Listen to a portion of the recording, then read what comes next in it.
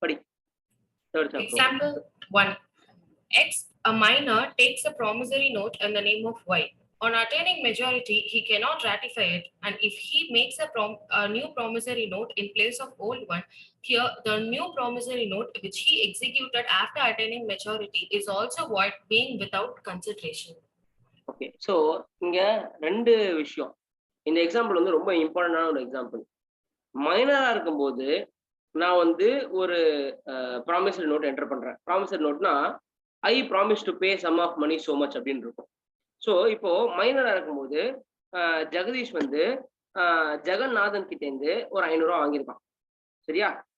So Jagadish ஜெகநாதனுக்கு நான் 500 ரூபா உனக்கு தரேன் அப்படின்னு எழுதி கொடுத்துருக்கான். ஐ ப்ராமிஸ் டு பே, ஒரு செக்யூரிட்டி நோட் மாதிரி வச்சுக்கோங்க. Basically I promise to pay ₹500 to you அப்படின்னு போட்டு ஜெகநாதன் கொடுத்துட்டான். இப்போ இந்த ப்ராமிசரி நோட் அவன் மைனரா இருக்கும்போது என்டர் பண்ணதுனால இது வேலிட் இல்லை. இது மேஜர் ஆனதுக்கு அப்புறம் ராட்டிஃபை பண்ண முடியுமா? ராட்டிஃபை பண்றதுனா என்ன? அன்னைக்கு பண்ணது வேலிட் அப்படின்னு இன்னைக்கு சொல்றது பேர் ராட்டிபிகேஷன். புரிஞ்சுதா? இப்போ நான் மேஜர் ஆயிட்டேன், எனக்கு வந்து அந்த ரைட்ஸ் இருக்குது அப்படின்னு சொன்னா கிடையாது. அது வந்து வாய்ட் ab initio. எது மைனரா இருக்கும்போது என்டர் பண்ணது வாய்ட் ab initio. சரி, இப்போ மேஜர் ஆயிட்டேன். மேஜர் ஆனதுக்கு அப்புறம் I promise to pay ₹500 to Jagannathan நிறுத்திடலாம். இப்போ வேலிடான்னு கேட்டா இப்போ இந்த டைம் பார் டெட் மாதிரி அது. Okay, so since there is no consideration, is it valid அப்படின்னு கேட்டா அங்க டைம் பார் டெட் வந்து கன்சிடரேஷன் எக்ஸம்ப்ஷன்ல வரும் டைம் பார் டெட். ஆனா இங்க அப்படி வராது. ஸோ அந்த கான்ட்ராக்ட் இன்வாலிட். அந்த 500 ரூபா வாங்கினால அதுவே இன்வாலிட். ஸோ இது வாய்டு கான்ட்ராக்ட் தான். பட் இருந்தாலும் நீ கொடுக்கணும் கொடுத்துக்கலாம். அதாவது நீ கொடுக்கலன்னா ஜெகநாதனால உன் மேல கேஸ் போட முடியாது. புரிஞ்சுதா? அதான் விஷயம். Next Example 2. A mortgage was executed in favor of a minor. Held, he can get a decree for the enforcement of the mortgage. அப்படின்னு என்ன அர்த்தம்னா, இப்போ உங்க அப்பா வந்து கடன் கொடுத்துருக்காரு யாருக்கோ. நீ மைனரா இருக்கும்போது உங்க அப்பா உனக்கு யாருக்கோ கடன் கொடுத்துருக்காரு.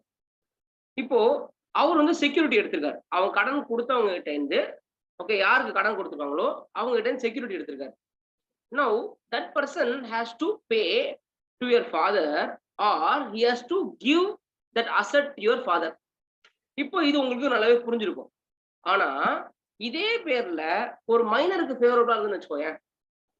அதாவது உங்க அப்பா யாரோட அப்பா இறந்ததுக்கு அப்புறம் அவங்களோட பையன் வந்துட்டு இந்த மாதிரி கேன் ஹி எக்ஸிக்யூட் அப்படின்னு கேட்டா, அதாவது the mortgage is in the favor of minor. மைனரோட லைபிலிட்டி கிடையாது, இது மைனருக்கு அசெட் மாதிரி வரும். Can you understand? ஸோ ஏதாவது ஒரு விஷயம் மைனருக்கு ஃபேவரபிளா இருந்ததுன்னா அதை வந்து கான்ட்ராக்ட் அக்செப்ட் பண்றாங்க. சொல்றது புரிஞ்சுதா? So it is not executed by the minor. Minor வந்து மார்க்கேஜ் எக்ஸிக்யூட் பண்ணல. புரிஞ்சுதா? யாரோ ஒருத்தர், ஒருவேளை நான் இறந்துட்டேன்னா இந்த காசு என் பையனுக்கு போகணும், இல்லைன்னா அந்த சொத்தை என் பையனுக்கு நீ கொடுக்கணுன்ற மாதிரி கான்ட்ராக்ட் போட்டு வச்சுக்காங்க சாவறதுக்கு முன்னாடி அந்த அப்பா. Now this is executed in favor of minor. Can he get a decree from the court அப்படின்னு கேட்டா, டிகிரினா அந்த ஆர்டர்னு சொல்லுவாங்க. ஸோ கோர்ட் வந்துட்டு ஆப்வியஸ்லி மைனருக்கு ஃபேவரபிளா இருக்கும். ஸோ அந்த ப்ராப்பர்ட்டி மைனருக்கு மாறும். புரிஞ்சுதா? ஸோ மைனரோட அப்பா தேர்ட் பார்ட்டி கிட்ட ஒரு கான்ட்ராக்ட் என்டர் பண்றாரு. இந்த காசை நீ எனக்கு இந்த டேட்குள்ள கொடுக்கணும், அப்படி இல்லைன்னா உன்னோட சொத்தை என் பையனுக்கு நீ கொடுத்துடணும் அப்படின்னும் போது அந்த இடத்துல என்ன ஆகுது? மைனருக்கு எலிஜிபிலிட்டி வருது. Because minor is not signing the contract, it is executed in favour of minor. புரிஞ்சுதா? அடுத்தது Example 3. A minor has falsely induced himself as major and contracted with Mr. X for loan of ₹20,000. When Mr. X asked for the repayment, A denied to pay. He pleaded that he was a minor, so cannot enter into any contract. Held, A cannot be held liable for repayment of the amount. However, if he has not spent the same, he may be asked to repay it, but the minor shall not be liable for any amount which he has already spent, even though he was deceived the same by fraud.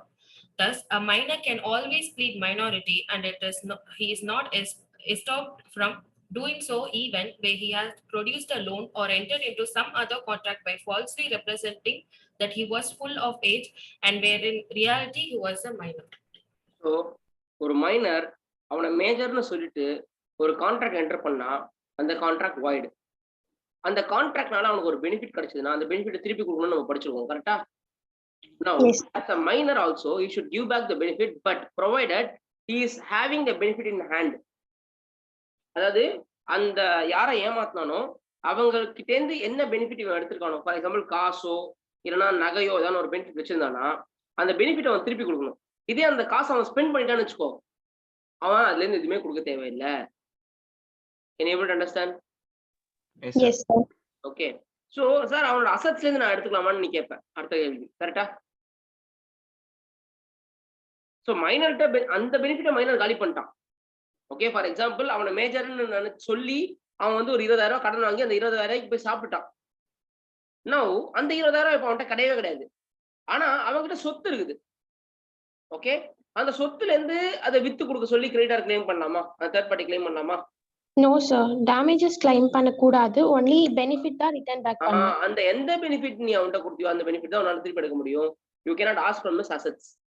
Understood? Now இதே வந்துட்டு ஒரு third party கிட்ட minor வந்து எஜுகேஷனுக்காக ஒரு contract போடுறான். எனக்கு வந்து கல்வி கொடுங்க, எனக்கு எஜுகேஷன் கொடுங்கன்றான். அப்போ நெசசரிஸ்ன்றதுனால அவனோட எஸ்டேட்ஸ்ல இருந்து நம்மளால எடுத்துக்க முடியும். So the 4 necessaries you can take from the estates of the minor. What are the 4 necessaries? Food, clothing, shelter, education. These are the 4 necessaries. But வேற எதுக்குமே அவனோட எஸ்டேட்ஸ்ல கை வைக்க கூடாது. அந்த பெனிஃபிட்ஸ்ல இருந்து நீங்க இதுவும் அந்த ஃப்ராட் தனம் பண்ணாதான் அந்த பெனிஃபிட்ஸ்ல இருந்து கை வைக்க முடியும். மைனர்னே சொல்லி கான்ட்ராக்ட் என்டர் பண்ணா அதுக்கப்புறம் அதை வாங்கிக்கிட்டா அதுக்கப்புறம் அந்த பெனிஃபிட்ஸ்ல கூட உன்னால கை வைக்க முடியாது. நான் சொல்றது உங்களுக்கு புரிஞ்சுதா? அதாவது நீயா தான் வாலண்டியரா போய் ஏமாறுற, என்னதான் பண்ண முடியும்? ஓவியா கிறுக்காத ஓவியா, ஸ்கிரீனை தொடாதீங்க யாரும். நெக்ஸ்ட், எதுக்காக இந்த ஸ்கிரீனை உங்களுக்கு தொடறதுக்கான ஆப்ஷன் நான் கொடுத்துருக்கேன்னா, ஒரு பர்டிகுலர் லைன்ல டவுட்னா அந்த லைனை கொஞ்சம் அண்டர்லைன் பண்ணி சார் இந்த இடத்துல எனக்கு புரியல சார் அப்படின்னு சொல்றதுதான் அது. அதுக்கப்புறம் கேட்டு முடிச்சுட்டு நீங்க என்ன பண்ணலாம், அழிக்கணும் அதை. புரியுதா? நெக்ஸ்ட் போ. Example 4. Shruti, being a minor, purchased a laptop for her online class of rupees 70,000 on credit from a shop, but her assets could. அப்படியா? But her assets could pay only rupees 20,000. The shopkeeper could not hold Shruti personally liable and could recover only amount recoverable through her assets, that is up to rupees 20,000. So இது நான் சொன்னது புரிஞ்சுதா உனக்கு? இதுக்கு முன்னாடி சொன்ன பத்தி அந்த எக்ஸாம்பிள் தான் இது வந்திருக்கு. இது வந்து எஜுகேஷன் நெசசரிஸ்ன்றதுனால. இதே Shruti purchase laptop for playing games இருந்ததுன்னு வச்சுக்கோ, அது லக்ஸுரியில வந்துடும். புரிஞ்சுதா? ஒரு 3 வருஷத்துக்கு முன்னாடி பிளேயிங் கேம்ஸ்க்காக தான் வாங்கிட்டு இருந்தாங்க எல்லாரும். நெக்ஸ்ட், சோ எஸ்டேட்ஸ்ல இருந்து கை வைக்க முடியுமா? We can do when it's for necessaries. கை வைக்க முடியும், நெசசரிஸ் தான். அடுத்தது Example 5. A minor can have an account in the bank. He can draw a check for his purchases, but he shall not be liable for check bounces, nor he can be sued under court of law for any fraud done from his account. Can a minor open a bank account? Yes, sir. உங்களுக்குலாம் bank account இருக்கா? Yes, sir. நிறைய bank account இருக்கு. 15 வயசு 16 வயசுலயே minor account ஒன்று open பண்ணுவாங்க பேங்க்ல. நீங்க 18 இயர்ஸ் ஆனதுக்கு அப்புறம் போய் சொல்லணும் பேங்க் கிட்ட, நாங்க மேஜர் ஆயிட்டோம்னு சொல்லிட்டு. ஓகே, இப்போ can you draw a check for his purchases அப்படின்னு அர்த்தம். மைனர் வந்து ஏதாவது ஒரு விஷயத்தை வாங்குறதுக்கு செக் கொடுக்க முடியுமா? he can. உங்க அக்கவுண்ட்ல காசு இருக்குல்ல, but if the check bounces he cannot be sued. பவுன்ஸுக்கு, செக் பவுன்ஸுக்கு 2 வருஷம் ஜெயில் வரைக்கும் இருக்கு. மைனருக்கு அது லைபிள் கிடையாது. புரிஞ்சுதா? See, basically செக் என்ன, காஷ் வித்ட்ரா பண்றதுதானே cheque. Okay, so minor have account, minor can draw a check for his necessaries. அது எஜுகேஷனுக்காக கூட நீ கொடுக்கலாம். ஆனா அது பவுன்ஸ் ஆச்சுன்னா அதுக்கு நீ லைபிள் கிடையாது. புரிஞ்சுதா? Yes, sir. ஆனா எனக்கு தெரிஞ்சு மைனருக்கு யாரும் செக் தரல. நான்லாம் மைனர் ஆகும்போது அக்கௌண்ட் ஓபன் பண்ணேன், செக் புக் தான் தரல எனக்கு. ஏடிஎம் கார்டு கூட தந்த மாதிரி ஞாபகம் இல்லை. பேங்க்குக்கு வந்து தான் வித்ட்ரா பண்ணணும்னு சொன்னாங்கன்னு நினைக்கிறேன். எனக்கு ஞாபகம் இல்லை. இப்போ என்ன வயசு எனக்கு 14 வயசு. 2006ல ஓப்பன் பண்ணேன். 2000 ஆமா, அது 2005லயோ 6லயோ பேங்க் ஆஃப் பரோடால போய் ஓப்பன் பண்ணேன். 100 ரூபாயை கொண்டு போய் போடுவேன். 10 நாளைக்கு ஒரு தடவை 100 ரூபா கொண்டு போய் பேங்க்ல போடுவேன். பேங்க்காரங்க என்ன ஆச்சரியமா பார்ப்பாங்க. ஏன்னா அந்த பேங்க்லயே எனக்கு தெரிஞ்சு 2 மைனர் அக்கௌண்ட் தான் இருந்ததுன்னு நினைக்கிறேன். அந்த பிரான்ச்ல அதுல வந்து ஒரு மைனர் அக்கௌண்ட் வந்து அவங்க அம்மாவே ஆப்ரேட் பண்ணுவாங்க. அந்த மைனரோட அம்மா ஆப்ரேட் பண்ணுவாங்க. இன்னொரு மைனர் அக்கௌண்ட் இருந்து அதை நான் தான் ஆப்ரேட் பண்ணுவேன். எங்க அம்மாவுக்கு அந்த மைனர் அக்கௌண்ட் இருக்குன்னே தெரியாது. நானே திருட்டுத்தனமா ஓப்பன் பண்ணேன். எல்லாரும் திருட்டுத்தனமா செலவு பண்ணுவாங்க, வீட்டுல இருந்து திருட்டி செலவு பண்ணுவாங்க. நான் திருட்டுத்தனமா சேவ் பண்ணுவேன். யாரா எங்கேயாவது கொடுக்குற காசு, இந்த காலில் விழுந்து ஆசீர்வாதம் பண்ணா காசு கொடுப்பாங்கல்ல, அது எல்லாத்தையும் எடுத்துட்டு போய் சேவ் பண்ணி தீபாவளி டைம்லலாம் பல்கா டெபாசிட் பண்ணேன். அவங்க ஆச்சரியப்பட்டு போயிட்டாங்க, தம்பி எங்கேயாவது எத்தியாப்பா அப்படின்னா. நீங்க வேறங்க, பல பேர் காலில் விழுந்து வாங்கின சம்பளம் இது அப்படின்னு. Next Example 6. Richa, a minor, entered into contract of buying a scooty from the dealer and mentioned that her parents will be liable for the payment of scooty. The dealer sent a letter to her parents for money. The parents will not be liable for such payment as the contract was entered by a minor in the absence and out of their knowledge. This may come for your examination. இதெல்லாம் வந்து ரொம்ப டீட்டெயிலா இது வரைக்கும் கேட்டதில்லை. இதே மேலதான் ஒரு நெசசரிஸ்க்கு அவங்க பண்ணியிருந்தாங்கன்னா அதுக்கு வீட்டுக்கு லெட்டர் அனுப்புவாங்களா? ஒரு மைனர் போய் நல்லா சாப்பிட்டுட்டான், ஒரு ஹோட்டல்ல செமையா சாப்பிட்டுட்டா, காசு இல்லை. Now, can the parents be liable for the minors act? No. Yes, sir. Yes, sir. Yes, sir. Yes, sir. Next. Example 7. Mr. X guaranteed for the purchase of a mobile phone by Krish, a minor. In case of failure of payment by Krish, Mr. X will be liable to make the payment. Okay, so surety for the minor is liable. இப்போ நல்லா ஞாபகம் வச்சுக்கோ. இப்போ செல்வ வினோதராணி வந்து ஒரு minor, சரியா? அவ வந்து ஒரு மொபைல் பர்ச்சேஸ் பண்றான். அந்த மொபைலுக்கு வெற்றி செல்வன் வந்து அவ காசு தரானா நான் காசு தரேன்னு சொல்றான். வெற்றி செல்வன் வந்து மேஜர் வச்சுக்கோ. நவ் மைனர் தான் கான்ட்ராக்ட் என்டர் பண்றாங்க. ஆனா மைனருக்கு ஒரு ஷூரிட்டி இருக்காங்க, who is a major. You cannot say this is void ab initio. I cannot ask the money from the minor, but I can still ask the money from the surety. புரிஞ்சுதா sir? நீங்க யாரு கடன் வாங்கினாலும் அவங்ககிட்ட தானே first கேட்கணும். அவங்க fail பண்ணதுக்கு அப்புறம் தானே நீங்க ஷூரிட்டி கிட்ட கேட்கணும் அப்படின்னு கேட்பீங்க. அப்படி அவசியம் இல்லை. ஷூரிட்டியும் போது ஷூரிட்டி கான்ட்ராக்ட்ல as per the contract act அவன்கிட்ட கேட்காம கூட ஒன்னு சூ பண்ண முடியும். புரிஞ்சுதா? அதனாலதான் பேங்க்ல லோன் கொடுக்கும்போது கேரண்டர் கையெழுத்து கேட்கறாங்க. ஏன்னா அவங்க தான் மாட்டிப்பாங்க அச்சில. புரிஞ்சுதா? இப்போ நிறைய பேரு கம்பெனி பேர்ல லோன் வாங்கியிருப்பாங்க. ஆனா டைரக்டர் தான் வந்து பேங்க் திட்டின்னு இருப்பாங்க, டைரக்டர் தான் கேட்டுன்னு இருப்பாங்க. ஏன்னா டைரக்டர் பையன் என்ன பண்ணிருப்பான்னா பர்சனல் கேரண்டி போட்டிருப்பான். அந்த கம்பெனியோட லோனுக்கு அவன் பர்சனல் கேரண்டி ஆயிருப்பான். நல்லா புரிஞ்சுக்கிட்டியா? சோ இது லிஃப்டிங் ஆஃப் கார்பரேட் இல்ல, இருந்தாலும் அது மாறி நல்லா புரிஞ்சுக்கோ. கம்பெனி லோன் வாங்குது. ஸோ கம்பெனி லோனை திருப்பி கட்டனா நீ ஷேர் ஹோல்டர்ஸ்டோ டைரக்டர்ஸ்டோ எப்படி வந்து கேட்க முடியும்? செப்பரேட் லீகல் என்டிட்டி கான்செப்ட் இருக்குல்ல, அதை ஒய்லேட் பண்றதுக்கு ஆர் அதை சர்க்கம்வென்ட் பண்றதுக்கு பேங்க் என்ன பண்றாங்க?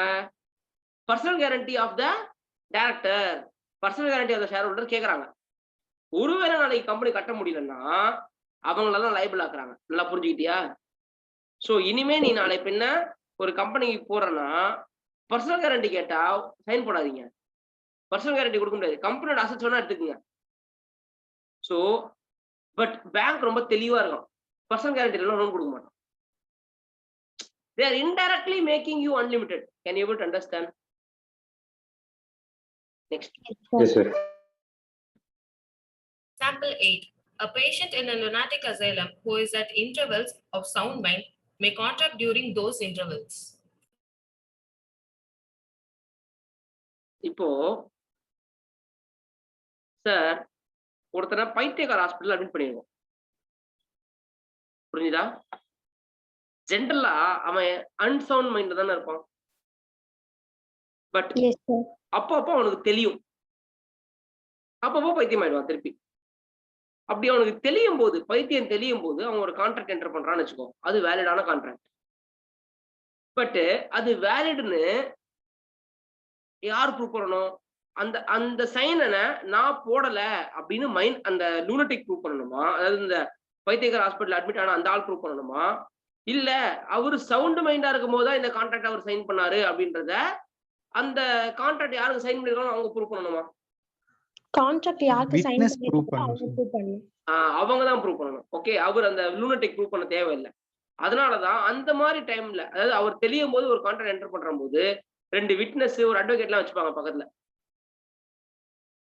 சொல்றது புரிஞ்சுதா? அங்கங்க நீ நோட்ரி பப்ளிக் நோட்ரின்னு ஒரு வேர்டு பார்த்துட்டு பாரு. அவங்க தான் இந்த மாதிரி கான்ட்ராக்ட் எல்லாம் சைன் போடுவாங்க. ஆமா நான் பார்த்தேன், 2 கோடி 2 கோபி என்ன, ஆமா நீ பார்த்த, ஆமா பே நான் பார்த்தேன் பேன்னு. அந்த மாதிரி அந்த நோட்ரி பப்ளிக் தான் என்ன பண்ணுவாங்க, அவங்க தான் விட்னஸா இருப்பாங்க மோஸ்டா. ஏன்னா அவங்க விட்னஸா இருக்கும் போது நம்ம இந்தியன் கோர்ட்ல செல்லுபடி ஆகும். இதே நீ ஃபாரினுக்கு போனீங்கன்னா நோட்ரின்னு சொல்ல மாட்டாங்க, அவங்க பேரு அப்போசில். சொல்லு, அப்போசில். அது நீ நினைக்கிற ஸ்பெல்லிங் இருக்காது, ஸ்பெல்லிங் டிஃப்ரெண்டா இருக்கும்.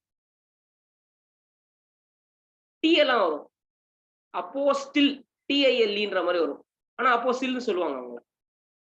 ஓகே, ஹேக் கண்ட்ரிஸ்ன்னு சொல்லுவாங்க. சில countries hack countries, country contraction இருக்கும்ல, அந்த ஹேக் கண்ட்ரிஸ்ல அப்போசில் அப்படின்னு சொல்லுவாங்க.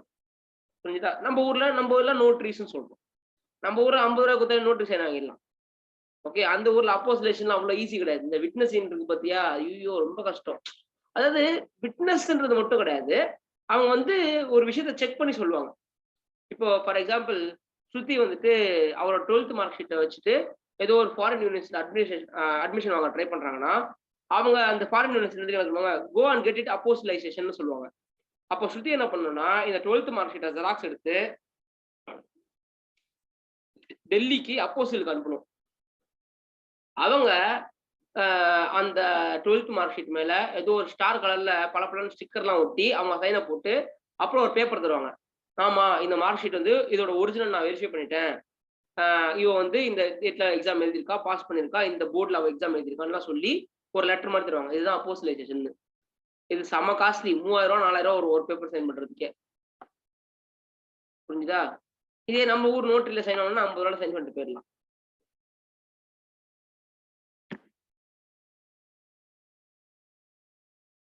Example 9. A sane man who is delirious from fever, or who is so drunk that he cannot understand the terms of a contract or form a rational judgment as to its effect on his interest, cannot contract will his such delirium or drunkenness last. அப்படின்னா அர்த்தம், அக்கேஷனா எனக்கு ஜுரம் வரும், அக்கேஷனா நான் குடிப்பேன் அப்படின்ற பட்சத்துல அந்த டைம்ல நான் ஒரு கான்ட்ராக்ட் சைன் பண்ணா யாரு ப்ரூவ் பண்ணணும்? நான் அந்த கான்ட்ராக்ட் சைன் பண்ணலன்னு நான் தான் ப்ரூவ் பண்ணணும். சோ அந்த கான்ட்ராக்டர் இவர் சைன் பண்ணாருன்னு அவங்க ப்ரூவ் பண்ணணும்னு அவசியம் இல்லை. சோ ஜென்ரலா அன்சவுண்ட்ல இருக்கிறவன் அவன் ப்ரூவ் பண்ண தேவையில்லை. பட் ஜென்ரலா சவுண்ட்ல இருக்கிறவன் நான் அதை சைன் பண்ணல அப்படின்றத அவன் தான் ப்ரூவ் பண்ணணும்.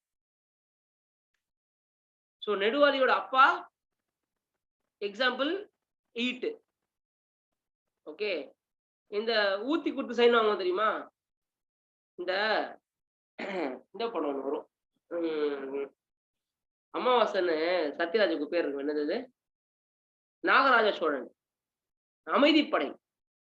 அமைதிப்படைன்னு ஒரு படம் இருக்கும். அதுல என்ன ஆகும்னா, ஒரு ராஜா காலத்து ஒரு ஜமீன்தார் மாதிரி ஒருத்தர் இருப்பாரு, அவருக்கு ஒரு பொண்ணு இருக்கும்.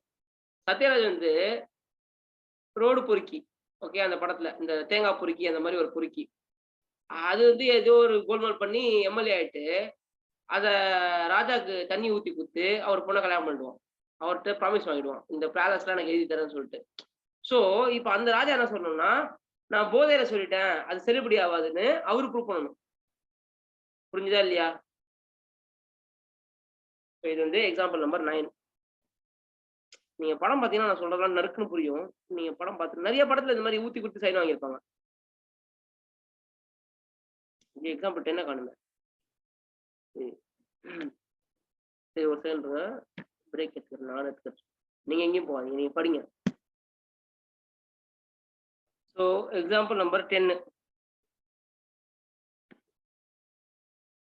சுத்தி கண்டுபிடிச்ச எக்ஸாம்பிள் நம்பர் 10 எங்க இருக்குன்னு? இருக்கு சார். படி. Example 10, where husband obtained a release deed from his wife and son under a threat of committing suicide. The transaction was அப்படி சொல்லக்கூடாது. Release deed from his wife and son under the deed of suicide.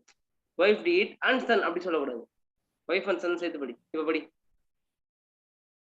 Example 10, where husband obtained the release deed from his wife and son under a threatening of committing suicide. The transaction was set aside on the ground of coercion. Suicide by forbidding by the Indian Penal Code. Set அசைட்னா தள்ளி வைக்கிறதுன்னு அர்த்தம். செருப்படி ஆகாது. Set அசைட்னு ஆகாது. Okay.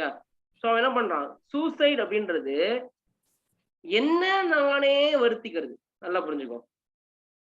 இப்போ கோயர்ஷன்னா அடுத்தவனை threaten பண்றதானே நிறைய பேர் யோசிப்பாங்க. அது அடுத்தவன் தலையில கத்தி வச்சதான்னு கிடையாது. என் கழுத்துல கத்தி வச்சு கூட என் அம்மா அப்பாவை நான் த்ரெட்டன் பண்ணலாம். புரிஞ்சுட்டியா? So coercion also includes suicide. என்ன தர்ஷா என்ன டவுட்? சார் பிளாக்மெயில் கூட கோயர்ஷன்ல வருமா சார்? ஆமா, பிளாக்மெயிலும் கோயர்ஷன் தான். சார் ரிலீஸ் டீட்னா என்ன சார்? ரிலீஸ் டீட்னா லைக் டைவர்ஸ் மாதிரின்னு வெச்சுக்கோங்க. Okay sir. Thank you sir. Next. Example 11. An agent refused to give books of account to the principal unless he frees him from all his liabilities. The principal had to give the release deed.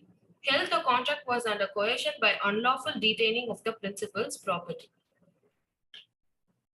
இதுதான் coercion தான் basically. அப்புறம் Example 12. A having advanced money to his son.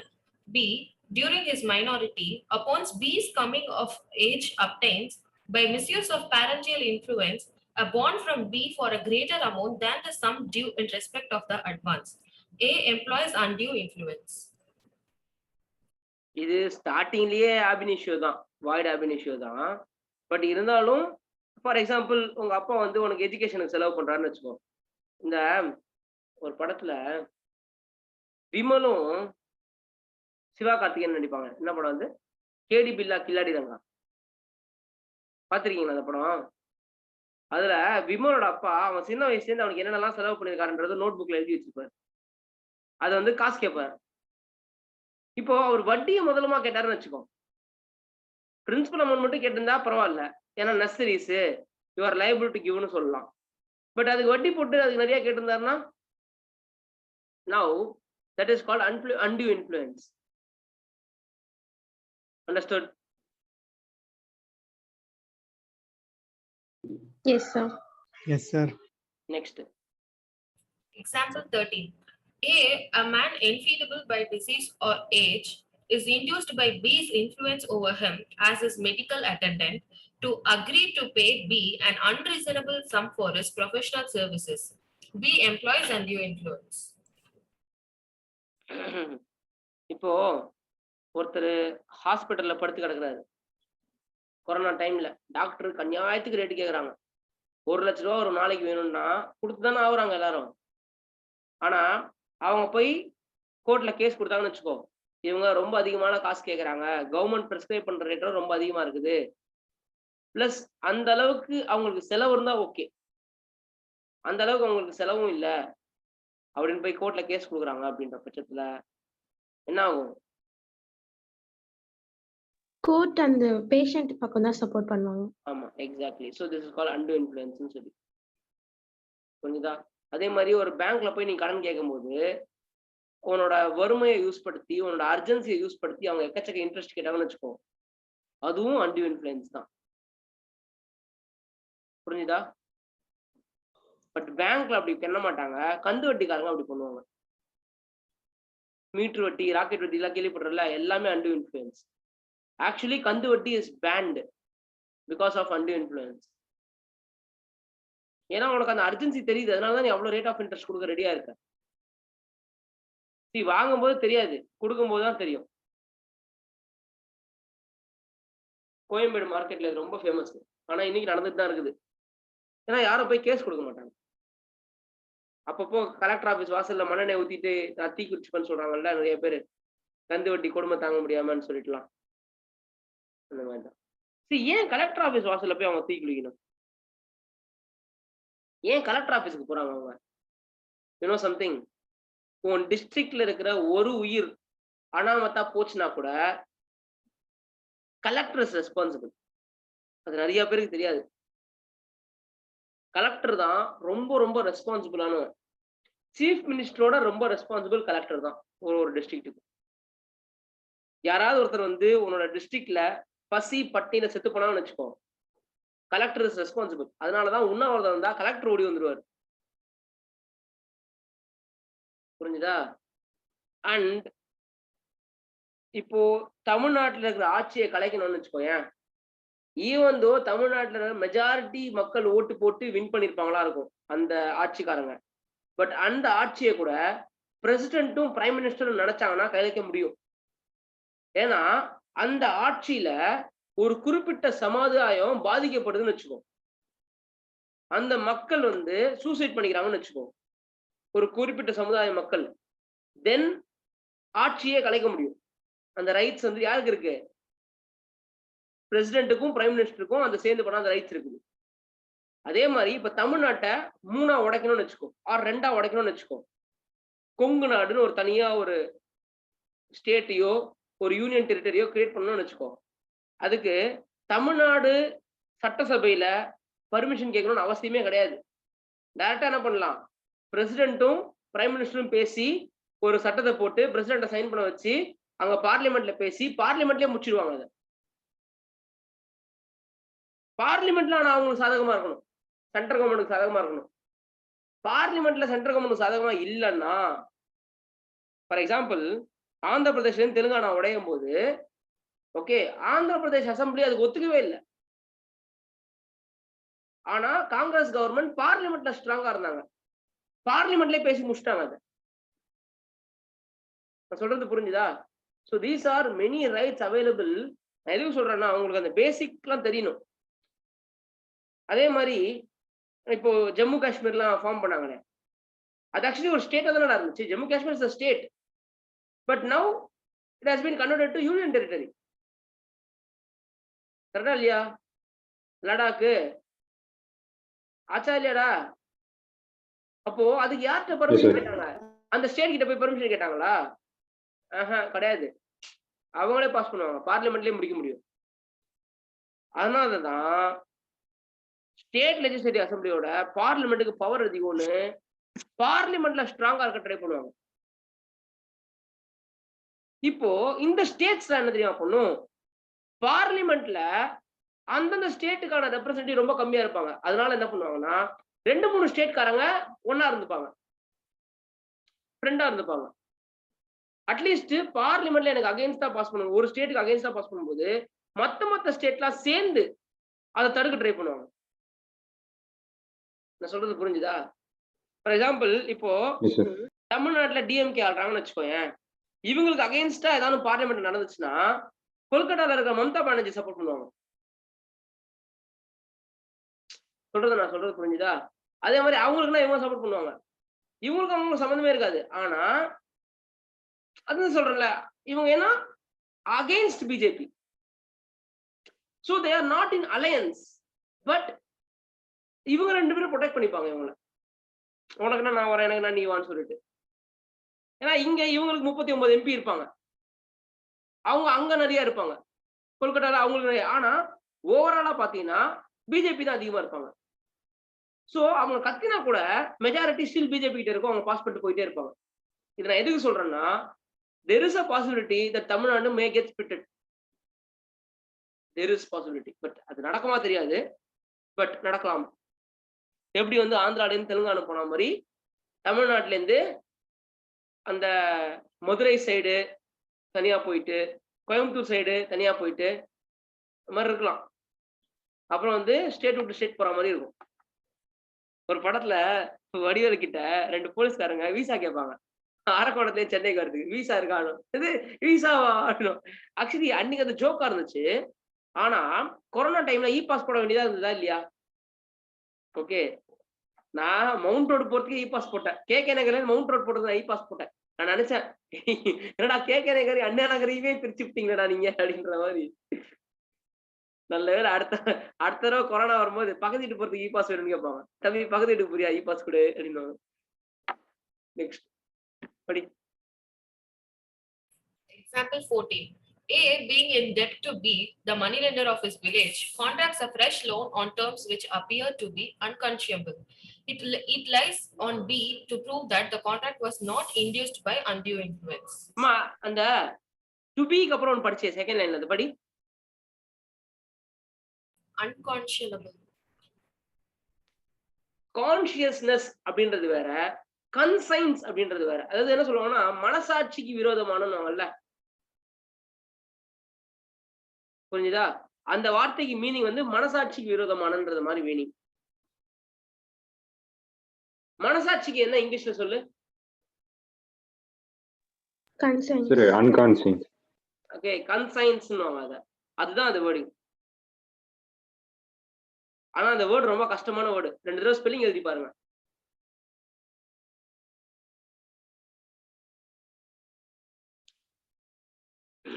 Now A being in debt to B, the moneylender contract a fresh loan on terms which appears to be unconscious.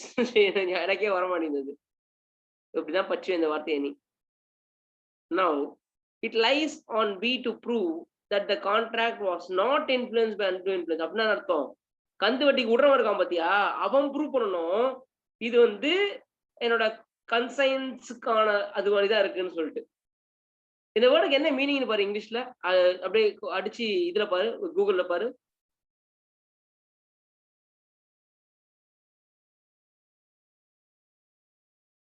unconscionable. Unreasonable, sir, not reasonable.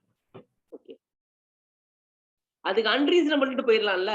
பயப்படல, எதுக்குதான் இந்த மாதிரி வார்த்தை use பண்ணி நம்மள சாவடி போட்டுக்கோ, அன்ரீசனபிள்னு போட்டுக்கோ. இதுதான் நம்ம கூகுள்கிட்ட கேட்கணும். நீங்க தான் படிக்கும்போது கூகுள் இருக்குது, நான் படிக்கும்போது என்ன இருந்தது சொல்லு? கூகுள் தான் இருந்தான். ஏய் கோகுல் சொல்லுடா அப்படின்னு கேட்கணும்.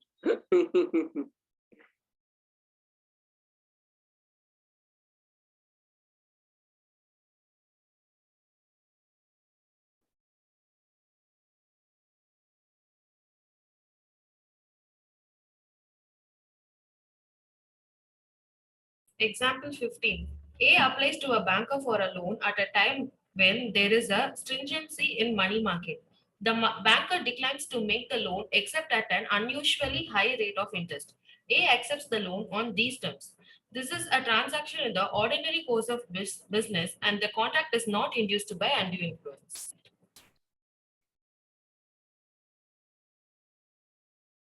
Now, இது எப்படி நீ எத்தனை படியா? இது ஆக்சுவலி தப்பு, படி. A applies to a banker for a loan at a time where there is a stringency in money market. The banker. இப்போ இந்த ஃபர்ஸ்ட் லைன் தான் ரொம்ப இம்பார்ட்டன்ட். ஓகே, அடுத்தது போ. நான் ஃபர்ஸ்ட் லைன் அப்புறம் சொல்லி தரேன், நீ அடுத்த லைன் போ. The banker declines to make the loan except at an unusually high rate of interest. இப்போ நம்ம இருக்கோம்ல, இன்னைக்கு கொரோனா, அதாவது ஒரு மாதிரி ஒரு போஸ்ட் கொரோனா இன் கொரோனா சிச்சுவேஷன் நம்ம இருக்கோம். இந்த சிச்சுவேஷன்ல லோன் வந்து அடிமாட் ரேட்டு கிடைக்குது, ரொம்ப சீப்பா கிடைக்குது லோன். இதே நீ 2014 லோன் வாங்கினா 10% interest, 10.5%, 11% interest, it may go up to 13% interest. ஒரு ஹவுசிங் லோனே சொல்றேன் நான். நீ 2013 லோன் வாங்கியிருந்தா இட் மே ஒரு 12-13 அந்த டைம்ல உங்க அப்பா யாராவது லோன் வாங்கியிருந்தாங்கன்னு வச்சுக்கோங்க உங்க வீட்டு கட்டுறதுக்காக. அப்ப நீ பாத்தீங்கன்னா 10% தான் ஸ்டார்டிங்கே, it may go up to 13%. ஆனா இன்னைக்கு 6.5%ல ஸ்டார்ட் ஆகுது லோன். 6.5ல இருந்து 7.98 தான் லோன் கிடைக்குது. அதாவது அந்த அந்த ரேட்ல கிடைக்குதுன்னு சொல்ல வரேன். அப்போ அந்த சிச்சுவேஷனை நீங்க பார்க்கணும். சும்மா இந்த டேம் கன்ஃபார்ம் அந்த டேம் அன்ரீசனபிள் அப்படி சொல்லக்கூடாது. புரியுதா? சோ இந்த ஃபர்ஸ்ட் லைன் இல்ல அப்படின்ற பட்சத்துல this question is under influence. First line இருக்குன்ற பட்சம், for example, whenever there is high rate of inflation in the country, the rate of interest charged for the loan is very high. புரியுதா? When the country is in deflation, the rate of interest charged by the bank will be low. புரியுதா? stringency in money market அப்படின்னா அர்த்தம்னா, money market அப்படின்றது ஆர்பிஐயும் பேங்க்ஸும் மட்டுமே இருக்கிற market பேரு money market. Okay, stock market பேர் வந்து capital market. So money market அப்படின்னா பேங்க் டு பேங்க் லோன் வாங்குறது, ஆர்பிஐ டு பேங்க் லோன் வாங்குறது, அந்த மாதிரி இருக்கிறது பேர் மணி மார்க்கெட்னு பேர். சோ மணி மார்க்கெட்ல யாருக்கும் காசு தரவே இல்லை, காசு தரணும்னா அவங்களே high rate of interest charge பண்றாங்க. ஃபார் எக்ஸாம்பிள், ரெப்போ ரேட்னு ஒன்று இருக்குது. ஆர்பிஐ பேங்க்குக்கு தர ரேட் வந்து ரெப்போ ரேட். சோ இப்போ பேங்க்ஸ் எல்லாமே ஆர்பிஐ கடன் வாங்கி தான் நம்ம கொடுக்குறாங்க அப்படின்னு புரிஞ்சுக்கும். சோ அதுக்கு பேங்க் வந்து ஆர்பிஐக்கு தர ரேட்டு பேரு ரெப்போ ரேட்னு பேரு. அப்போ ஆர்பிஐ ரெப்போ ரேட் அதிகமா இருந்துச்சுன்னா பேங்க்ஸ் என்ன பண்ணுவாங்க, அவங்களும் அதிகமா தான் கேட்பாங்க. உங்களோட ஹவுசிங் லோன் வந்துட்டு ரெப்போ பேஸ்ட் இருக்கா இல்லைன்னா வேற எப்படியாவது இருக்கான்னு பாருங்க. அப்படி உங்க அப்பா கிட்ட கேளுங்க. அப்பா உங்க அப்பாவுக்கும் தெரியாது, 90% ஆஃப் ஃபாதருக்கு தெரியாது. ஆனா லோன் மட்டும் வாங்கியிருப்பாங்க 4 இடத்துல கையெழுத்து போட்டு. சில இடத்துல இப்ப நான் சொல்றேன்ல 6.5% இருந்து 7.5% 8% வரைக்கும் போகுதுன்ட்டு. ஆனா உங்க அப்பா கட்டுற ஹவுசிங் லோனுக்கு அவர்கிட்ட கூப்பிட்டு, அப்பா நீ ஹவுசிங் லோன் கட்டுறல, என்ன ரேட் ஆஃப் இன்ட்ரெஸ்ட் நீ கட்டுறன்னு கேட்டு போறேன். தெரியாது அந்த மனுஷனுக்கு. அம்மா ஏதோ இஎம்ஐ கட்டுறமா அப்படின்னு கூப்பிட்டு, நீ வாப்பா, நீ எனக்கு வா, எனக்கு வந்துட்டு உங்க பேங்க் கிட்ட இருந்து இன்ட்ரெஸ்ட் சர்டிபிகேட் வாங்கு, என்ன ரேட் பேங்க்ல உன்னோட ஹவுசிங் லோன் போயிட்டு இருக்குன்னு கேட்க சொல்லு. ஏன்னா அந்த மனுஷன் சம்பாதிக்கிறதுல 50% இஎம்ஐ கட்டின்னு இருப்பாரு. ஓகே, மீதி இருக்கிற 50%ல ஒரு 25% ஹவுஸுக்கு நார்மல் எக்ஸ்பென்சஸ் போகும், இன்னொரு 25% உனக்கு எஜுகேஷன் போயிடும். கடைசியில் அந்த மனுஷனுக்கு ஒண்ணுமே இருக்காது. போடா உழைச்சி ஓகே நான் தெரிஞ்சிருப்பாரு, ஒண்ணுமே இருக்காது. அவர் ஒரு சட்டை கூட வாங்க மாட்டாரு, ஒரு செப்பல் கூட புதுசா வாங்க மாட்டாரு, ஒரு பைக் கூட பார்த்தேன்னு வச்சுக்கோயேன், அப்போ வாங்கியிருப்பாரு பைக், அதை விட்டு இன்னும் ஓட்டின்னு இருப்பாரு, ரிப்பேர் பண்ணி. ஏன் அவர் அப்படி பண்றாரு அப்படின்ற பட்சத்துல அதுல ஹவுசிங் லோன் தான் பெரும்பாகையா சாப்பிட்டுருக்கும், 50% சாப்பிட்டுருக்கும். இப்போ அவர்கிட்ட நீ போய் கேட்டேன்னு வச்சுக்கோ, பேங்க்ல போன் பண்ணா 9% போயிட்டு இருக்குன்னு. ஆனா அதிகபட்சமானதே 8% சொல்றேன், கம்மிபட்சமானது 6.5%. அதே பேங்க் இன்னைக்கு போய் நீ லோன் வாங்கினு வச்சுக்கோயேன், உங்க அப்பா போன் பண்ணிட்டு எவ்வளவு பர்சன்டேஜ் லோன்ல போயிட்டு இருக்கு, 9.5% லோன்ல போயிட்டு இருக்கு சார், இல்ல 9% லோன்ல போயிட்டு இருக்கு. இப்போ சார் நான் 2வது வீடு வாங்க போறேன், இப்போ எனக்கு என்ன ரேட்ல கொடுப்பீங்கன்னு கேட்டா 6.9% கொடுக்கணுவாங்க. அடப்பாங்களா, ஐயோ ஆல்ரெடி வாங்கின லோன் வந்து 9% போயிட்டு இருக்கு, இப்போ புதுசா வாங்கினா அப்போ நீ யோசிக்கலாம், புதுசா ஒரு லோன் வாங்கி அந்த லோன் அடைச்சிடலாம் போல இருக்கேன்ட்டு. அதுக்கு என்ன பண்ணணும்னா, சார் என்னோட இன்ட்ரெஸ்ட்டை நான் எப்படி குறைக்கிறதுன்னு அவா கேட்கணும். நான் வந்து யூடியூப்ல இதுக்கு ஒரு வீடியோ போட்டிருப்பேன், how to reduce the rate of interest of the பேங்க்னு சொல்லிட்டு. ஆனா அதுக்கு வியூஸே போல, அவ்வளோ சூப்பரான வீடியோ. அது மட்டும் கரெக்டா பிடிச்சாங்கன்னா லட்சமா சேவ் பண்ணிருக்கலாம் பேங்கர்கிட்ட இருந்து நம்ம. அது ஆக்சுவலி லீகலாவே அதுக்கு அலௌட் இருக்கு, நான் போய் பண்ணிருக்கேன், அதனால நான் சொல்றேன். அதுக்கப்புறமா நான் லோனை அடைச்சிட்டுன்னு வச்சுக்கோயேன், அது பண்ணதுக்கு அப்புறம் கூட எனக்கு அது சரிப்பட்டு வரல, ஏன்னா அதோட ரொம்ப கம்மியான இன்ட்ரெஸ்ட் போயிட்டு இருக்கு. கொஞ்சம் குறைப்பாங்க, ஒரு 5%, ஒரு 1/2%, 1% குறைப்பாங்க. பட் அதுக்கு மேல குறைக்கிறதுக்கு பேங்காலே முடியாது, அதாவது அவங்களுக்கு மனசு வராது. என் கையில காசு இருந்து நான் போய் அடிச்சுட்டு வந்துட்டேன்னு வச்சுக்கோங்க, அது ஒரு விஷயம். பட் இருந்தாலும் மத்தவங்க எல்லாம் இதை பண்ணலாம்னு நான் சொல்றேன். இதெல்லாம் நிறைய பேர் தெரிஞ்சுக்கங்க. அடுத்த கேள்வி போலாம். Example 16. A father, by reason of his authority over the son, can dominate the will of the son.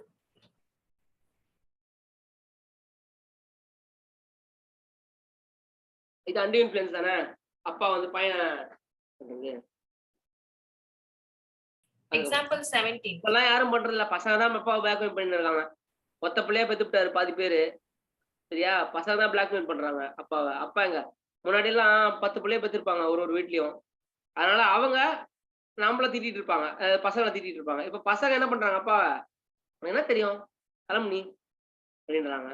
அம்மா என்ன சொல்றாங்க, நீ எப்படிதான் சீரியல் தான் பார்த்துன்னு இருப்ப, நீ போய் சீரியல் பாருன்றாங்க. பசங்களாம் அம்மாவை திட்டின்னு இருக்காங்க இன்னைக்கு, அப்பாவையும் அம்மாவையும். அவங்க என்ன பண்றாங்க, ஐயோ குழந்தை என்னமா பேசுது பாரேன் இந்த வயசுலயே அப்படின்ட்டு என்ஜாய் பண்றாங்க அத. மேக்ஸிமம் எல்லாரும் 2 புள்ள தானே, ஒத்த புள்ள இல்லைன்னா 2 புள்ள தானே, வேற வழி இல்ல, கேட்டுதானே ஆகணும். சில பேர் ஒரு படத்துல வடிவேல் வந்து அவங்க அம்மாவை திட்டு திட்டு திட்டுவான்.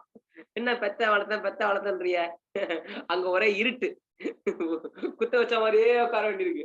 உடனே அவங்க அவங்க அம்மா சொல்லுவாங்க, பாரேன் என் பிள்ளைக்கு எவ்வளவு அறிவு, அவன் திட்டின்னு இருக்கான். Next. Example 17. By reason of fiduciary relationship, a solicitor can dominate the will of his client and a trustee can dominate the will of the beneficiary. So சொலிசிட்டர்னா அந்த அட்வொகேட்மா, இந்த உயில் எழுதுறாருல்ல அந்த மாதிரி இருக்கு அட்வொகேட். ஃபிடூஷியரி ரிலேஷன்ஷிப்னா என்ன தெரியுமா, ஒரு ஒரு ஒரு நம்பகத்தரமான relationship, Based on trust. Based on trust relationship, அதான் ஃபிடூஷியரி ரிலேஷன்ஷிப்னு பேரு. ஸோ டாமினேட் த வில் அப்படின்னும் போது இப்போ உங்க வீட்டுல ஒருத்தர் வேலை செய்யறாரு, ரொம்ப வருஷமா வேலை செய்யறாருன்னு வச்சுக்கோ, அவரை நீங்க ரொம்ப நம்புவீங்களா, அந்த மாதிரி. அதே மாதிரி ஒரு அட்வொகேட் இருக்காருன்னு வச்சுக்கோ, அவர் எழுதுறதை நீங்க நம்புவீங்க, அவர் உயிர் எழுதும் போது நம்புவீங்க. அந்த மாதிரி அவர் தான் தப்பா கிப்பா உயிர் எழுதிட்டாருன்னு வச்சுக்கோ, ஒரு படத்துல செம்மையா இருக்கும். இது எக்ஸாம்பிள் சொல்றேன். சரத்குமார் வந்துட்டு அவரோட தம்பிய சென்னைக்கு அனுப்பிச்சிருப்பான், ஊர்ல இருந்து சென்னைக்கு அனுப்பிச்சிட்டு படிக்கிறதுக்கு. தம்பி வந்து லெட்டர் போட்டிருப்பான், அண்ணன் நான் வந்து சௌக்கியமா இருக்கேன், எனக்கு ஜலதோஷம் பிடிச்சிருக்கு, நான் வைத்தியம் பார்த்துக்க சொல்லுவான். அந்த லெட்டர் வந்துட்டு சரத்குமாருக்கு படிக்க தெரியாதுனால வடிவேல்கிட்ட கொடுத்து படிக்க சொல்லுவான். வடிவேலுக்கு படிக்க தெரியாது, ஆனா வடிவேலுக்கு என்னென்னலாம் தேவையோ அந்த லெட்டர் வச்சுக்கிட்டு, ஏன்னா தம்பி வந்து சரத்குமாருக்கு ரொம்ப பிடிக்கும். ஸோ தம்பி எழுதுற லெட்டர் படிக்கும்போது வடிவேல் பேர் வந்து பச்சைக்கிளி, ஓகேயா, அண்ணன் நலமறிய அவா, ஓகே. ஆக்சுவலி இது எதுவுமே அதுல இருக்காது, அவனுக்கும் படிக்க தெரியாது, ஆனா ஜென்ரலா நாலேஜ் இருக்கும்ல. நான் சென்னை வந்து சேர்ந்தேன், ஊரில் எல்லாரும் சௌக்கியமா, பச்சைக்கிளி சௌக்கியமா, அதுக்கப்புறம் நம்ம ஊரில் நம்ம குடும்பத்திற்காக பச்சைக்கிளி ஓடாக தேஞ்சு கொண்டிருக்கிறான், அதனால் அவனை வெயிலில் அலையாமல் ஒரு நிழலில் உட்கார வச்சு அவன் தொப்பி வாங்கி கொடுக்கவும், அவனுக்கு ஒரு தொப்பி வாங்கி கொடுக்கவும். அதுக்கப்புறம் வந்து சரத்குமார் அப்படி பார்ப்பான் வடிவேல, என்னது பச்சைக்கிளிக்கு தொப்பி வாங்கி தருவான், போட்டிருக்குப்பா தம்பி இருக்குப்பா போட்டிருக்குப்பா அப்படின்னு. அதுக்கப்புறம் பச்சைக்கிளி அங்கேயும் இங்கேயும் போவதற்கு ஒரு புல்லட் வாங்கி தரவும், அப்படி இப்படி திருப்பி மறைச்சு பார்ப்பான், போட்டிருக்குப்பா தம்பி எழுதுக்காப்பா அப்படின்னுவான். அப்புறம் பச்சனே இருப்பான், பச்சைக்கிளிக்கு அது பண்ணவும் இது பண்ணவும். அப்புறம் சரத்துக்கு டவுட் வரும், நீ வேற ஒருத்தர் ஓடா ஆட்டுவோம், அவனை வந்து படிக்க சொல்லுவான். அவன் படிச்சா 3 லைன் தான் இருக்கும். அவன்கிட்ட கேட்பான் சரத்குமார், டேய் இல்ல பச்சைக்கிளிக்கு தொப்பி வாங்கி தர சொல்லிருக்கா, அப்படி எதுவும் சொல்லியே, பச்சைக்கிளிக்கு புல்லட்டு அப்படி எதுவும் சொல்லியே, ஏங்க பச்சைக்கிளின்ற வார்த்தையே இல்லைங்க அப்படின்னுவான். அந்த மாதிரி இப்போ பச்சைக்கிளி பண்ணது அன்டியூ இன்ஃப்ளூயன்ஸ், ஏன்னா சரத்குமாருக்கு படிக்க தெரியாது. சோ இப்ப படிக்க பார்க்க சொல்றவங்க அவங்க என்ன பண்றாங்க, they are unduly influencing Sarathkumar. Can you able to understand? This is also called as undue influence. This is called dominating the will of other. Okay, so இந்த மாதிரி படிச்சு பார்க்க சொல்லும்போது இன்னொரு படத்துல படித்தவுடன் கிழிக்கும்னு ஒரு லெட்டர் வரும். இதுவே இருக்காது, மேல கீழே வரைக்கும், கீழே என்ன படித்தவுடன் கிழிக்கும்னு இருக்கும். என்ன படித்தவுடன் கிழிக்கும்னு இருக்குண்ணே, படிச்சாச்சா, சரி கீழ்ச்சுப்பான். இப்போ சரி கீஸ்ட படிச்சதை சொல்லணும், என்ன படித்தவுடன் கிழிக்கவும்னாங்க, அதான்டா பச்சை கீஸ்ட படிச்சதை சொல்லணும், ஆச்சுனே அடிக்க வந்துடுவாங்க அவனை. இப்ப என்ன உங்களுக்கு படிச்சதை சொல்லணும் அவ்வளவுதானே கொய்யால எர்றா அப்படின்னு சொல்லிட்டு ஏதோ ஒரு பொண்டாட்டியும் எவனோ ஒரு புருஷனையும் லிங்க் பண்ணி அவன் இவனுக்கு எதிர லெட்டர்னு சொல்லுவான், ஊரே அச்சுன்னு செத்துரும். Now that is also dominating the will of other. ஏன், ஏன்னா அவங்க யாருக்கும் படிக்க தெரியாது, இவன் படிச்சு சொல்றது தப்பா சொல்லிவிட்டான், புரிஞ்சுதா இல்லையா, அதான் விஷயம். Next Example 18. A spiritual guru class என்னவோ கலக்க போது யார் பாக்குற மாதிரி தான் இருக்குது உங்களுக்கு. சார் இது என்ன பார்ட் 7 அப்படின்ற படி Example 18. A spiritual guru induced his devotee to gift to him the whole of his property in return of a promise of salvation of the devotee. Hence, the consent of the devotee was given under undue influence. உங்களுக்கு முக்தி வேணுமா, உங்க சொத்தை எனக்கு எழுதி வையுங்கள் அப்படின்னு me in me வாட்சிங் me through me taking me அந்த மாதிரி. Next Example 19. A doctor is deemed to actually be இது இப்ப நடந்துகிட்டு தான் இருக்குது. இப்போ என்ன பண்றாங்கன்னா சில அகாடமிஸ்ல எல்லாம் கச்சா முச்சான்னு ஃபீஸ வாங்குறது, கச்சா முச்சான்னு. அதெல்லாம் தப்பு தானே. இப்போ டாக்டர் சீட்டுக்கு எல்லாம் 35 லட்சம் 40 லட்சம் எல்லாம் சொல்லிட்டு இருந்தாங்க முன்னாடி. இப்போ பிகாம் சீட்டுக்கு 2 லட்சமா சில காலேஜ்ல. என்ன பண்றாங்க எனக்கு புரியவே மாட்டேங்குது. அவ்வளோக்கெல்லாம் அது ஒர்த்தா என்ன? அதெல்லாம் ஒர்த்து கிடையாது. இப்போ சார் மெட்ராஸ் யூனிவர்சிட்டியில பிகாம் படிச்சுட்டு ஒரு ஆடிட்டர் ஆஃபீஸ்ல 2 வருஷம் வேலை பார்த்தோன்னு வச்சுக்கோயேன், எனக்கு தெரிஞ்சு 20,000 25,000 சம்பாதிக்கலாம். கரஸ்பாண்டன்ஸ்ல போட்டுவிட்டு ஆடிட்டர் ஆஃபீஸ்ல கொஞ்சம் ஒரு 3 வருஷம் 2 வருஷம் சும்மா அடிமாட்டேட்டிவ் வேலை செய்யணும். பிகாம் படிக்கும் போதே சொல்றேன் நான். 12th முடிச்சுட்டு கரஸ்பாண்டன்ஸ்ல பிகாம் போட்டு ஆடிட்டர் ஆஃபீஸ்ல போயிட்டு 2 வருஷம் வேலை செஞ்சாங்கன்னு வச்சுக்கோ, கொஞ்சம் வேலையை கத்துக்கிட்டு 3 வருஷம் கழிச்சு பிகாமுக்கு டிகிரியும் வந்துடும். உங்களுக்குலாம் சொல்லல, நீங்களாம் சிஏ படிக்க மாட்டீங்க, உங்களுக்கு சொல்லல. நான் வெறும்ல பிகாம் படிக்கிறாங்க, நான் கொஞ்சம் நார்மலா ஒரு 65% மார்க் எடுக்கிறவங்க பசங்களுக்கு சொல்றேன். காலேஜ்லாம் போய் ஒரு பிரச்சனையும் இல்லை. ஏன்னா அப்படி 2 லட்ச ரூபா கொடுத்து காலேஜ்ல சீட்டு வாங்கி அதுக்கப்புறம் ஒரு 2.5 லட்ச ரூபா கொடுத்து காலேஜை படிச்சு முடிச்சுட்டு வெளில வரும்போது அவனுக்கு சேலரி 8,500 ரூபா இருக்கும். புரிஞ்சுதா அவனுக்கு நான் சொல்றது? ஸோ 4.5 லட்ச ரூபா கொடுத்து காலேஜை படிச்சுட்டு 8,500 ரூபா சேலரி வாங்குறதுக்கு 7,500 ரூபாய் கரஸ்பாண்டன்ஸ் வருஷத்துக்கு போட்டுட்டு 3 வருஷம் சேர்த்து 26,000 21,000 ருபீஸ் ஆகும். 3 வருஷம் கழிச்சு கரஸ்பாண்டன்ஸ் முடிக்கிறதுக்கு. இன்னும் பிகாம்ல ஒன்றும் பெருசா படிக்க போறதுன்னு வச்சுக்க, அட்லீஸ்ட் ஆபீஸுக்கு போனோம்னு வச்சுக்கோ, வேலையா சொல்லி தருவாங்க. அங்க டெபிட் கிரெடிட் டேலி கீலி எஸ்ஏபி எல்லாம் கொஞ்சம் கத்துக்கலாம். ஜிஎஸ்டி ஃபைல் பண்றது, டிடிஎஸ் ஃபைல் பண்றது, இன்கம் டேக்ஸ் ஃபைல் எல்லாம் கத்துக்கிட்டு பிகாம் ஆச்சு 3 வருஷம் கழிச்சு அப்படியே ஆபீஸ்ல தொழில் கத்துட்ட மாதிரி ஆச்சு. கண்டிப்பா நீ 3 வருஷம் கழிச்சு 20-25,000 ஷூரா சம்பாதிக்கலாம். இதே இந்த பிகாம் முடிச்சு வரவன 3 வருஷம் கழிச்சு ப்ரெஷர்னு வாங்க, அவனை யாரும் ப்ரெஷர்னு சொல்ல மாட்டாங்க. ஏன்னா அவன் ஆல்ரெடி வேலைக்கு போயிருக்கான். புரிஞ்சுதா? நான் 17 வயசுல வேலைக்கு போனேன். அதுக்காக உங்களெல்லாம் வேலைக்கு போகணும்னு சொல்ல வரல, சொல்றேன். நான் 18 வயசுல நான் ஸ்டார்ட் பண்ணேன். இப்போ அதுக்கப்புறம் எல்லாரும் 21 வயசுல ஆர்டிகல்ச்சர் முடிச்சுட்டு கிளம்பிட்டாங்க. அதுக்கப்புறம் நானும் 2 வருஷம் ஆடிட்டர்கிட்டே ஒர்க் பண்ணியிருந்தேன். சில சீக்கிரட்ஸ் எல்லாம் உனக்கு அவர் சீக்கிரமா சொல்லி தர மாட்டாரு.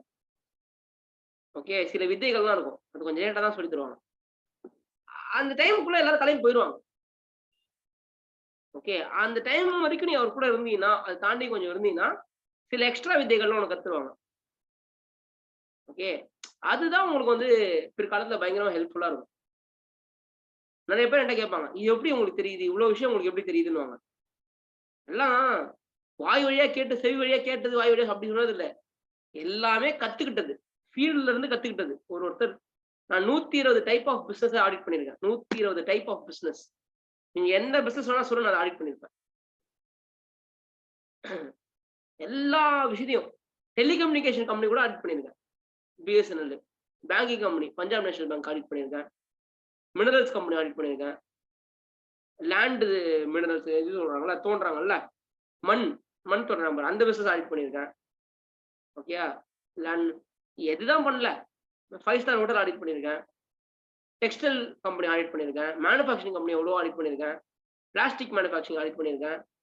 பேரிவேர் இருக்கு பாரு, பேரிவேருக்கு தயாரிக்கிற கம்பெனி ஆடிட் பண்ணி எல்லாம் 120 type of company. Construction company audit பண்ணியிருக்கேன். ரியல் எஸ்டேட் லேண்டை கூரை போட்டு விற்கிற கம்பெனி ஆடிட் பண்ணியிருக்கேன். ஷிப்பிங் கம்பெனி ஆடிட் பண்ணியிருக்கேன்.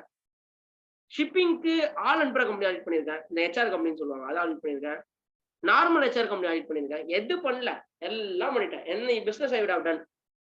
அப்போ ஒரு டைப் ஆஃப் பிசினஸையும் நம்ம கத்துக்க முடியுது. அந்த பிசினஸ் நடத்துறவங்க எப்படி யோசிப்பாங்கன்றதும் கத்துக்க முடியுது. கரெக்டா? அப்போ நிறைய பிசினஸ் சீக்ரெட்ஸ் நமக்கு தெரிய வருது. அதெல்லாம் வெளில சொல்லக்கூடாது, ஆனா நமக்கு தெரிய வருதா இல்லையா, எப்படி இந்த பிசினஸ் நடத்தணும். அப்ப என்ன ஆகுதுன்னா, நம்ம பிற்காலத்துல கன்சல்டன்ட் ஆகும்போது நமக்கு ரொம்ப யூஸ்ஃபுல்லா இருக்குது. அந்த எக்ஸ்பீரியன்ஸ் உனக்கு ரொம்ப யூஸ்ஃபுல்லா இருக்கும். ஸோ ஒரு 5-6 வருஷத்துல நீ ரொம்ப பல வருஷம் கத்துக்கிட்ட வேண்டிய ஃபீலிங் உனக்கு கிடைச்சிருக்கும். அந்த எக்ஸ்பீரியன்ஸ் உனக்கு சின்ன வயசுலயே கிடைச்சிடும். அப்ப என்ன ஆகுதுன்னா, இப்ப சில பேர்லாம் யோசிப்போம், என்னமா பேசுறாங்களா, இந்த வயசு சின்ன வயசு தான் இருக்குது, ஆனா நிறைய பேசுறானே அப்படின்ட்டு. இப்ப எனக்கு 30 வயசு ஆகுது. இப்ப நிறைய பேர் என்ன சொல்றாங்க, நான் 25 வயசுலயும் இந்த மாதிரி பேசுவேன், 25 வயசு 24 வயசுல இதே மாதிரி பேசுவேன். ஆனா அன்னைக்கு யூடியூப் கிடையாது, சோ அதெல்லாம் ஃபேமஸ் ஆக முடியல. ஓகே, இன்னைக்கு சின்ன சின்ன பசங்க எல்லாம் யூடியூப் சேனல் வச்சிருக்காங்க, நல்லாதான் பேசுறாங்க, நானும் பாராட்டுறேன், நல்லா பேசுறாங்கடா அப்படின்ட்டு. See, நிறைய விஷயங்கள், உலக விஷயங்கள், நியூஸ் பேப்பர் படிக்கிறது. ஓகே, நிறைய நியூஸ் பேப்பர் படிக்கணும். அதுக்கப்புறம் நியூஸ் பார்க்கணும். அதுக்கப்புறம் மார்க்கெட்ஸ் ஃபாலோ பண்ணணும். நான் 18 வயசுல இருந்து ஸ்டாக் மார்க்கெட் இருக்கேன். 18 வயசுல ஐ எம் ஸ்டாக் மார்க்கெட். 18 ஆன உடனே என்னோட ஃபர்ஸ்ட் டிமேட் அக்கௌண்ட் 18 ஆகி 25 டேஸ்ல நான் I think I open demat account நினைக்கிறேன். பேன் நம்பர் வந்த உடனே ஓப்பன் பண்ணிட்டேன். ஓகே, நான் 14 பேங்க் அக்கௌண்ட் ஓப்பன் பண்ணேன். எனக்கு பேங்க்ல இருக்கிற எல்லா செலான்ஸும் தெரியும். அந்த காலத்துல போய் பேங்க்ல போய் இந்த செலான்ஸ் வாங்கணும். போய் பேங்க்ல இருந்து அந்த white colour challan, pink colour challan, 3 challan இருக்கும். பேயின் ஸ்லிப், விட்ராயல் செலான்ட்டு. அதெல்லாம் உங்களுக்கு எல்லாம் அது மாதிரி என்ன இருக்குன்னு தெரியாது. ஒரு பேங்க்ல போய் காசு போட்டு வாடனா உங்களுக்கு தெரியாது. ஒரு பேங்க்ல போய் காசு விட்ரா போட்டு வாடனா உங்களுக்கு தெரியாது. ஏன்னா உங்க அப்பா அம்மா உங்களை ட்ரெயினே பண்ணிருக்க மாட்டாங்க. ஏன்? ஐயோ புள்ளப்பா அவன் படிக்கட்டும். நீங்க என்ன பண்ணுவீங்க? பார்ட்னர்ஷிப்புக்கு what is the maximum of மெம்பர்னா 2018, 19, 20 உட்காந்துட்டு 10 in the case of banking, 20 in the case of நான் பேங்கிங் எழுதின்னு இருக்கீங்க. ஏன்னா அப்படிதான் நமக்கு எழுதிருக்கு, அப்படிதானே போட்டிருக்கு புக்ல அப்படின்ற மாதிரி. Next. Example 19. A doctor is deemed to be in a position to dominate the will of his patient, infeasible by protracted illness. இதெல்லாம் திருப்பி வருது, அதேதான். அடுத்தது போ. Example 20. A youth of 18 years of age spent thrift and a drunkard borrowed rupees 90,000 on a bond bearing compound interest at 2% per mensem. It was held by the court that the transaction is unconscionable, the rate of interest charged being so exorbitant. Kriparam versus Samyud. Vatti. Next. Example 21. A teacher asked her daughter to get married to one of his brilliant students. Both the girl and the boy were smart, settled and intelligent. Here the teacher had a relation which can have influence on both of them. But as no undue advantage of such influence was taken, such contract of marriage is said to be made by free consent. இது வந்து இம்பார்ட்டன்ட்னு போட்டுவாங்க. இப்போ நண்பன் அப்படின்னு ஒரு படம் தெரியுமா? நண்பன்ல வர virus இருக்குல்ல, சத்யராஜ் கேரக்டர், அதுதான் அந்த டீச்சர். அந்த டாக்டர் அப்படின்றதா Ileana character. Okay, one of his brilliant ஸ்டூடெண்ட்ன்றதா விஜய். இப்ப படி அத நறுக்குன்னு புரியும். இதுக்கு மேல இந்த எக்ஸ்பிளைனே பண்ண முடியாது. இப்போ Sathyaraj whether he is influenced, undue influence, both Satyaraj would have had influence in both the people.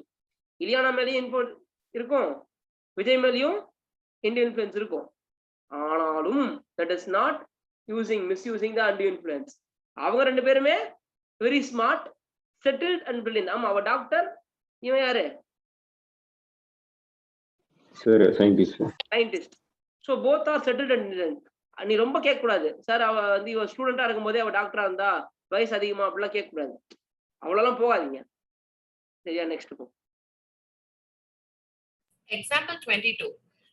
A money lender advances rupees 1 lakh to B, an agriculturalist, and by undue influence induces B to execute a bond for rupees 2 lakh with interest at 6% per month.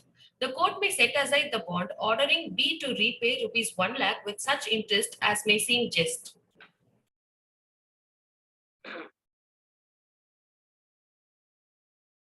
திருப்பி அதான வருது. அம்மா ஒரு வட்டி 2 வட்டின்றாங்களே, அப்படின்னா என்னம்மா?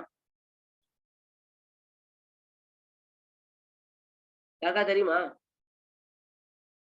ஜெகதீஷ், 2 வட்டினா என்ன? தெரியல சார். 2 வாட்டி வட்டி போடுவாங்களா? கேள்விப்பட்டிருக்கே இல்லையா? 5 வட்டி கடன் வாங்குறது, 3 வட்டி கடன் வாங்குறதுன்னா என்ன அர்த்தம்? சார் மந்த்லி எப்படி அவங்க வந்து அந்த பிரின்சிபல் அமௌண்ட்டுக்கு வந்து அந்த வட்டி வந்து பே பண்ண சொல்லுவாங்க. பேங்க் வந்து 12% வட்டி கொடுக்குறாங்க, புரியுதா? இதே பிரைவேட் ஃபினான்ஸ் அது பெரிய ஆனம் சார். பேங்க் கிட்ட 12% சொல்றதும் பிரைவேட் ஃபினான்ஸ்ல ஒரு வட்டி சொல்றதும் ஒண்ணா? Yes sir. Monthly 1% sir. Yes sir. Okay. both are same. So இப்போ ரெண்டு வட்டி அப்படின்னா என்ன அர்த்தம்? Sir 24% 2 years ka sir. per annum. 24% per annum. 3 வட்டின்றது 36%, 36% per annum. 5 வட்டின்றது எவ்வளவு பர்சன்டேஜ்? 60% per annumல வட்டி வாங்குறது 5 வட்டி. புரிஞ்சுதா? நீ காத்தவராயன் படத்துல அந்த வடிவேல் வந்து வட்டி கொடுற பிசினஸ்ல இருக்கும்.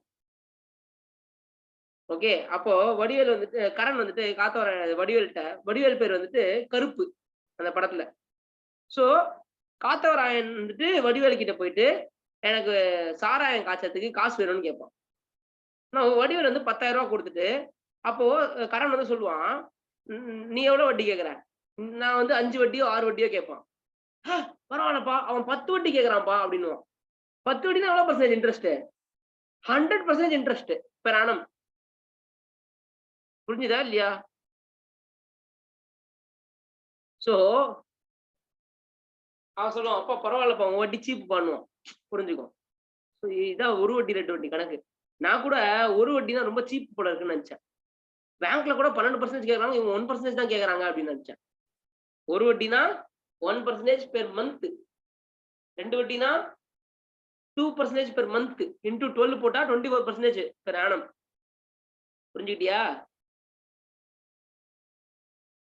S sir. Yes, sir. நீ பாட்டு 6% தானே சார், சீப் தானே சார் அப்படின்னு கேட்காத. 6% பெர் மந்த். அப்ப பாத்துக்க, இங்க பாருங்க 6% பெர் மந்த் அப்படின்னா எவ்வளவு பர்சன்டேஜ் பெர் ஆனம்? 36. 72. Sorry, 72. எந்த லெவல்ல இருக்கு பாத்துக்க நீ. அப்ப இது என்னது? undoing.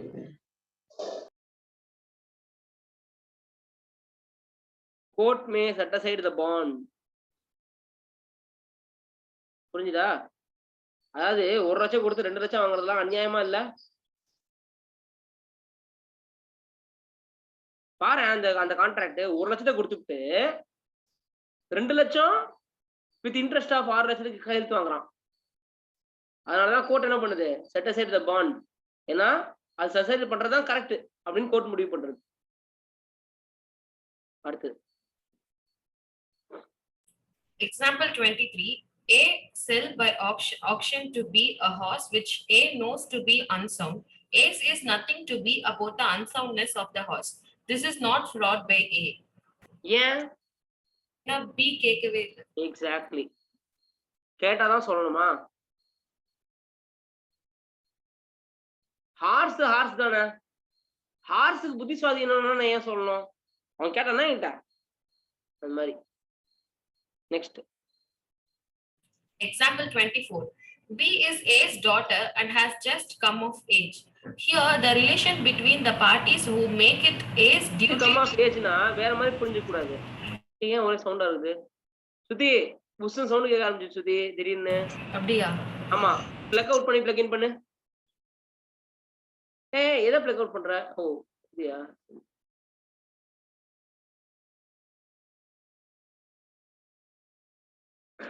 சுத்தி நினைச்சுன்னு இருப்பா, நேற்று வரைக்கும் தான் நான் அந்த கால் சென்டர்ல பேசுற மாதிரி ஒரு இது வச்சிருந்தேன், இன்னைதான் நார்மலா வச்சிருந்தேன், திருப்பி ஆரம்பிச்சிட்டாங்களா அப்படின்ட்டு.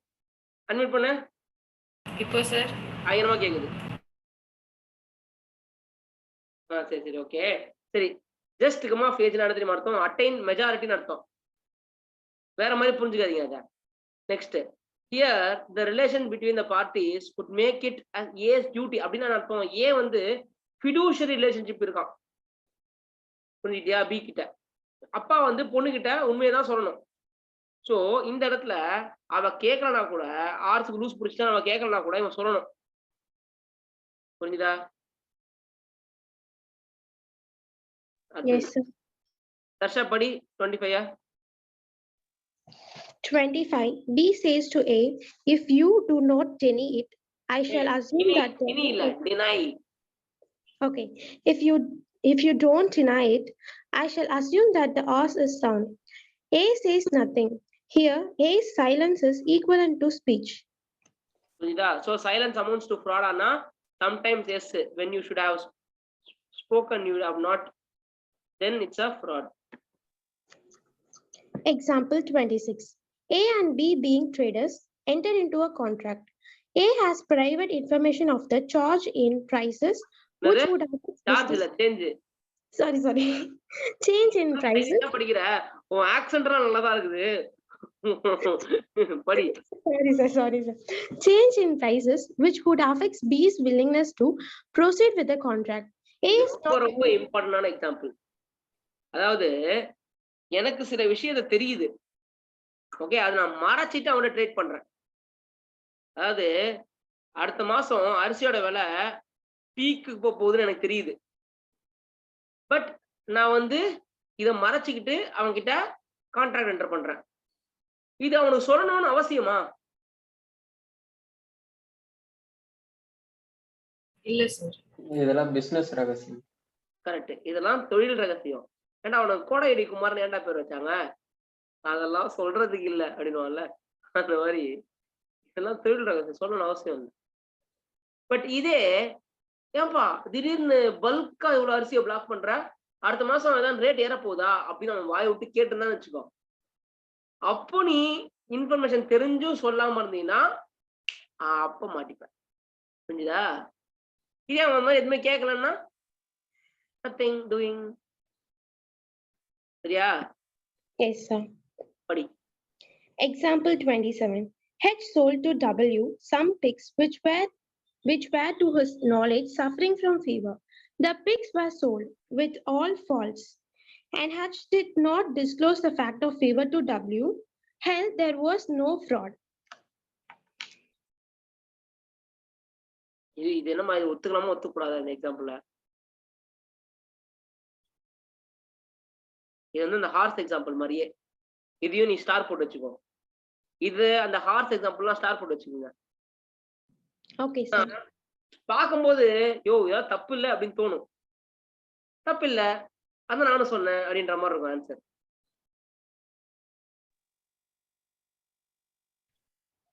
இன்னைக்கு அமாவாசை இல்ல இல்ல, அதான் நானும் சொன்னேன். நெக்ஸ்ட் படி. Example 28.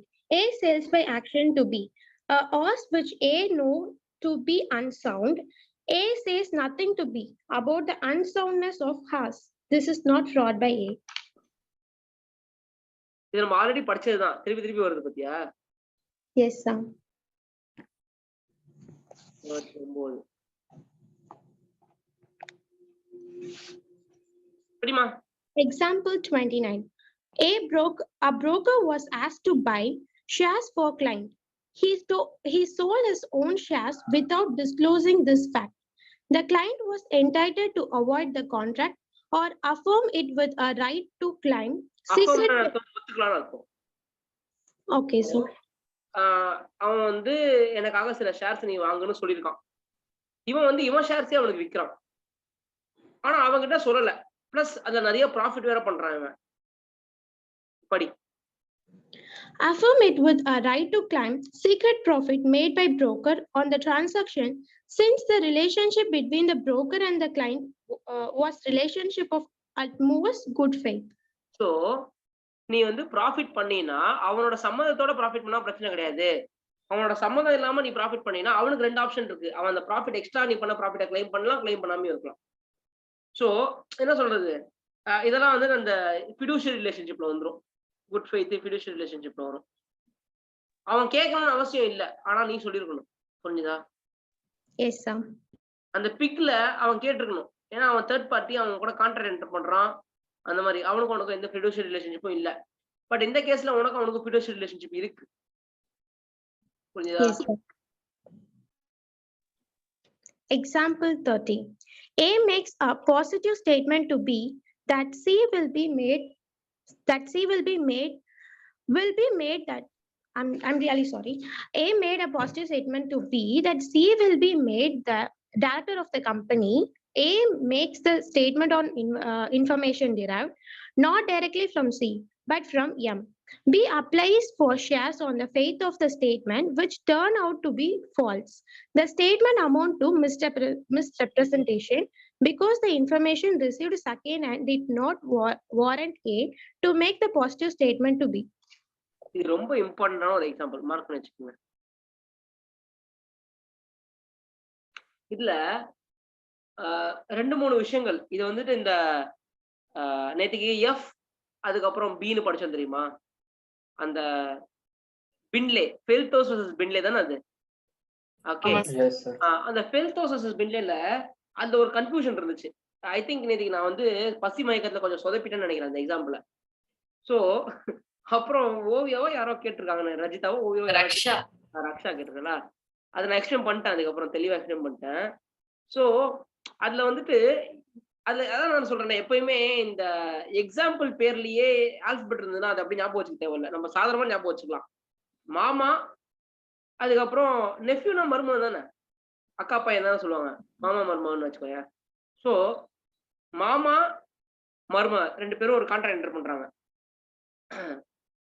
என்ன சொல்றாங்கன்னா, மாமா சொல்றாரு, உங்ககிட்ட நிறைய ஹார்ஸ் இருக்குல்ல, அதை நீ எப்படி விற்க தான் போற, அதுவும் ஆக்ஷன்ல விற்பாங்க அவங்க எல்லாம்.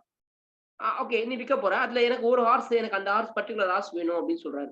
ஆனா மருமகன் மாமா கிட்ட ஓகேன்னு சொல்லவே இல்லை. ஆனா மருமகன் வந்துட்டு அவனோட அந்த ஆள் கிட்ட, அவனோட ஒரு ஆள் இருப்பான்ல விற்கிறதுக்கான ஆள், அவன் கிட்ட அந்த அந்த ஹார்ஸை தூக்கி ஓடுமா வையே, அது மாமாவுக்கு கொடுக்கணும்டான்னு சொல்றான். ஆனா அவன் மறந்துட்டான். அவன் வித்துவிட்டு மாமா வந்து அந்த ஆள் மேல கேஸ் போட முடியுமா, அந்த நம்ம மருமகனோட சொந்த அந்த இவன் மேல கேஸ் போட முடியுமா அப்படின்னு கேட்டா, ஆக்சுவலி அவன் மேலயுமே கேஸ் போட முடியாது, ஏன்னா அவன் பார்ட்டிட்டு கான்ட்ராக்டே கிடையாது. மருமகன் மேல கேஸ் போட முடியுமானா மருமகன் மேலேயும் கேஸ் போட முடியாது, ஏன்னா மருமகன் எஸ்ஏ சொல்லல. சோ இங்க அக்செப்டன்ஸே நடக்கல. அக்செப்டன்ஸ் நடந்திருந்தாலும் மனசுக்குள்ள நடந்தது, கம்யூனிகேட் பண்ணல. So acceptance must be communicated இருந்ததுக்கு எக்ஸாம்பிள் தான் இந்த ஃபெல்டோஸ் பின்லே எக்ஸாம்பிள். ஓகே, ஆனா அது சட்டுன்னு படிக்கும்போது கொஞ்சம் கஷ்டமா இருந்துச்சு. அதே மாதிரி 1-2 எக்ஸாம்பிள் வந்து சட்டுன்னு படிக்கும்போது கொஞ்சம் கஷ்டமா தான் இருக்கும். இந்த எக்ஸாம்பிள் அதே மாதிரி தான். இப்போ இங்க என்ன ஆகுதுன்னா, A makes a positive statement to B. So ஏக்கும் பிக்கும் சில கான்ட்ராக்ட் நடக்குது. That C will be made as director of the company. A அப்படின்றவன் B கிட்ட சொல்றான், C அப்படின்றவன நாங்க டைரக்டர் ஆக போறோம், இந்த கம்பெனில டைரக்டர் ஆக்கிடுவோம் அப்படின்னு சொல்றான். ஏ இந்த ஸ்டேட்மெண்ட்ட எப்படி அவனுக்கு கிடைச்சது? அவனுக்கு இது வந்து யாரோ சொல்லியிருக்காங்க. A makes statement on information derived, யாரோ சொல்லியிருக்காங்க. சி வந்து அவரா சொல்லல, நான் இந்த கம்பெனி டைரக்டர் ஆக போறேன்னு அவர் வந்து இவன்ட்டு சொல்லல. இதே மார்க்கெட்ல சில அப்படியே போயின்னு இருக்கும்ல ஒரு ரூமர்ஸ் மாதிரி, அந்த மாதிரி ஒரு இன்ஃபர்மேஷன். சோ பிளஸ் இவன் போய் சொல்லல, இவனுக்கு தெரிஞ்சதான் இவன் சொல்றான். he tells the truth but what he knows only. M அப்படின்றவன் மார்க்கெட்ல இதை சொல்லியிருக்கான், இந்த மாதிரி இந்த கம்பெனிக்கு சி டைரக்டர் ஆக போறான்டா அப்படின்னு எம் வந்து ஏ கிட்ட சொல்லியிருக்கான். இப்போ அந்த இன்ஃபர்மேஷன் ஏக்கு தெரிஞ்சதுனால ஏ வந்து பி கிட்ட சொல்றான். பி என்ன பண்றான்? ஷேர்ஸ் வாங்குறான், thinking that C will become director of the company. ஆனா சி டைரக்டரே ஆகல. இப்போ பி வந்து ஏ மேல கேஸ் போடுறான். இவன் என்ன ஏமாத்திட்டான். இது ஃப்ராடா மிஸ்ரெப்ரசன்டேஷனா? Misrepresentation. ஏன் இது misrepresentation? No intention to deceive. Exactly. நான் ஏமாத்துறோம்லாம் இல்லப்பா, எனக்கு தெரிஞ்சதான் நான் சொன்னேன். I told the truth but the truth turns out to be falls. Okay, நானே பொய் சொல்லியிருந்தா அது தப்பு. ஆனா நான் எனக்கு தெரிஞ்ச உண்மைதான் உனக்கு சொன்னேன். புரிஞ்சுதா இல்லையா? That is called misrepresentation. Yes, sir. அடுத்தது போ. Example 31. A believed the engine of his motorcycle to be in an excellent condition. A, without getting it checked in a workshop, told to B that the motorcycle was in excellent condition. On this statement, B brought the motorcycle. Those engine proved to be defective. Here, A statement is misrepresentation as the statement turned out to be false. Explain பண்ணு தர்ஷா இத. So ஏ வந்து அவரோட motor cycle வந்து பர்ஃபெக்டான கண்டிஷன்ல இருக்குன்னு அவர் believe பண்றாரு. அதனால பி கிட்டே அதே மாதிரி சொல்றாரு. பட் அவருக்கு வந்து அது ஃபால்ட்டா இருக்குன்னு தெரியாது. ஸோ பியும் அதை நம்பி வாங்கிடுறாரு. அதுக்கப்புறம் செக் பண்ணும்போது அது டிஃபெக்டிவா இருக்கு. ஸோ ஏவோட இன்டென்ஷனும் அவரை வந்து ஏமாத்தணும்னு கிடையாது. அதனால ஆனாலும் அந்த ஸ்டேட்மெண்ட் ஃபால்ஸ்ன்றதுனால இது மிஸ்ரெப்ரசன்டேஷன். இது ஃப்ராடு கிடையாது, மிஸ்ரெப்ரசன்டேஷன். ஏன்னா Okay. ஃப்ராடுக்கும் மிஸ்ரெப்ரசன்டேஷன் தான் கன்ஃபியூஷன் ஆகும், மிச்சபடி பெருசா எதுவும் கன்ஃபியூஸ் ஆகாது. Next Yes, sir. Example 32. A, while selling his mare to B, tells him that the mare is thoroughly sound. மேர்னா என்னது? தெரியல சார். Horse தானே சார் sir? Horse sir. பாத்துக்க, ஹார்ஸுக்கு மேர்னு பேர் வச்சிருக்காங்களா? என்ன இது ஹார்ஸ்னு சொல்லக்கூடாதா? என்று சொல்லலாம், குயிப்பம் என்று சொல்லலாம், நீங்கள் சொல்லபடி சொல்லலாம். Tells him that the mare is thoroughly sound. A genuinely believes the mare to be sound, although he has no sufficient ground for the belief. Later on, B finds the mare is to be unsound. The representation made by A is a misrepresentation. ஏன்னா நான் வந்து அது புத்தி சுவாதீனம் இருக்குன்னு தான் நினைச்சு வாங்கி உனக்கு விற்கிறேன். ஓகே, அது லூசு புச்சுன்னு எனக்கு தெரியாதுல்ல. அப்படி நெக்ஸ்ட் சி. இப்போ அந்த முதல்ல இருக்கிற ஹார்ஸ்க்கும் இந்த இருக்கிற ஹார்ஸ் எக்ஸாம்பிளுக்கு என்ன டிஃபரன்ஸ்னா, அது எனக்கு தெரியும், ஆனா அவன் வந்து என்கிட்ட கேட்கல, இந்த ஹார்ஸுக்கு சவுண்ட் இருக்கு, புத்தி சுவாதீனம் இருக்கா இல்லையான்னு கேட்கல. அதனால நான் சொல்லணுன்ற அவசியம் எனக்கு இல்லைன்னு நான் சொல்லலாம். புரிஞ்சுதா இல்லையா? Yes, sir. சார் என்னடா இதெல்லாம் எப்படி சார் கோர்ட்ல சொல்லுவாங்க? அவன் போய் கூட சொல்லலாங்க சார், எனக்கு தெரிஞ்சாலும் நான் தெரியலன்னு சொல்றாங்கல்ல. கோர்ட் ப்ரூவ் பண்ணு. கோர்ட் வந்து அதுதான் கோர்ட்டு. இப்போ எல்லாத்துக்கும் கோர்ட்ல என்ன நடக்குது, எவிடன்ஸ் ஏதாவது கேக்குறாங்கல்ல இல்லையா? Yes sir. அது கோர்ட் நடந்துக்கும், அவங்க பாத்துப்பாங்க. அதுதான் அவங்க படிக்கிறாங்க. 5 வருஷம் அவத்துக்கு படிக்கிறான் லாயருக்கு. புரிஞ்சுதா? ஜட்ஜா இருக்கிறவங்களுக்கு எவ்வளவு எக்ஸ்பீரியன்ஸ் தான் இருக்கும். ஒரு லாயர் ஆனவங்களாம் ஜட்ஜ் ஆயிட முடியுமா? கிடையாது. லாயர் ஆகி பல கேஸை வாதாடி அதுக்கப்புறம் தான் அவரு ஜட்ஜ் ஆக முடியும்.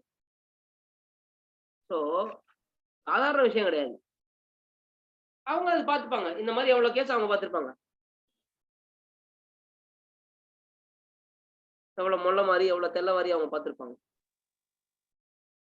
அவங்களுக்கு தெரியும், மொசப்பிடிக்கிற நாயை மூஞ்ச பார்த்தா தெரியாதுன்னு அது மாதிரி அவங்களுக்கு தெரியும். அவங்க கண்டுபிடிப்பாங்க, எவிடன்ஸ் எல்லாம் வச்சு கண்டுபிடிப்பாங்க. Yes sir. Next Example 33. A buy an article thinking that it worth 1,000 when in fact it is worth only 500. There has been no misrepresentation on the part of the seller. The contract is valid. Super point இது. Okay, original மாதிரியே duplicate விற்பாங்க, நம்மளும் வாங்கி வந்துடும். Okay, அதுக்கப்புறம் கையோ மேனா ஒன்றும் பண்ண முடியாது.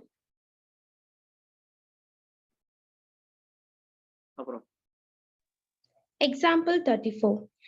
A intending to deceive B falsely represents that intending to deceive னா அர்த்தம் என்னோட நினைப்பே அவனை ஏமாத்துறது தான். கொஞ்சம் intending to deceive னுவாங்க.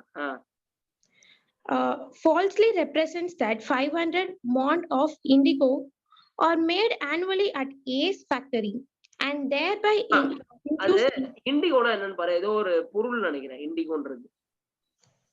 Okay sir. Okay, படி. Okay.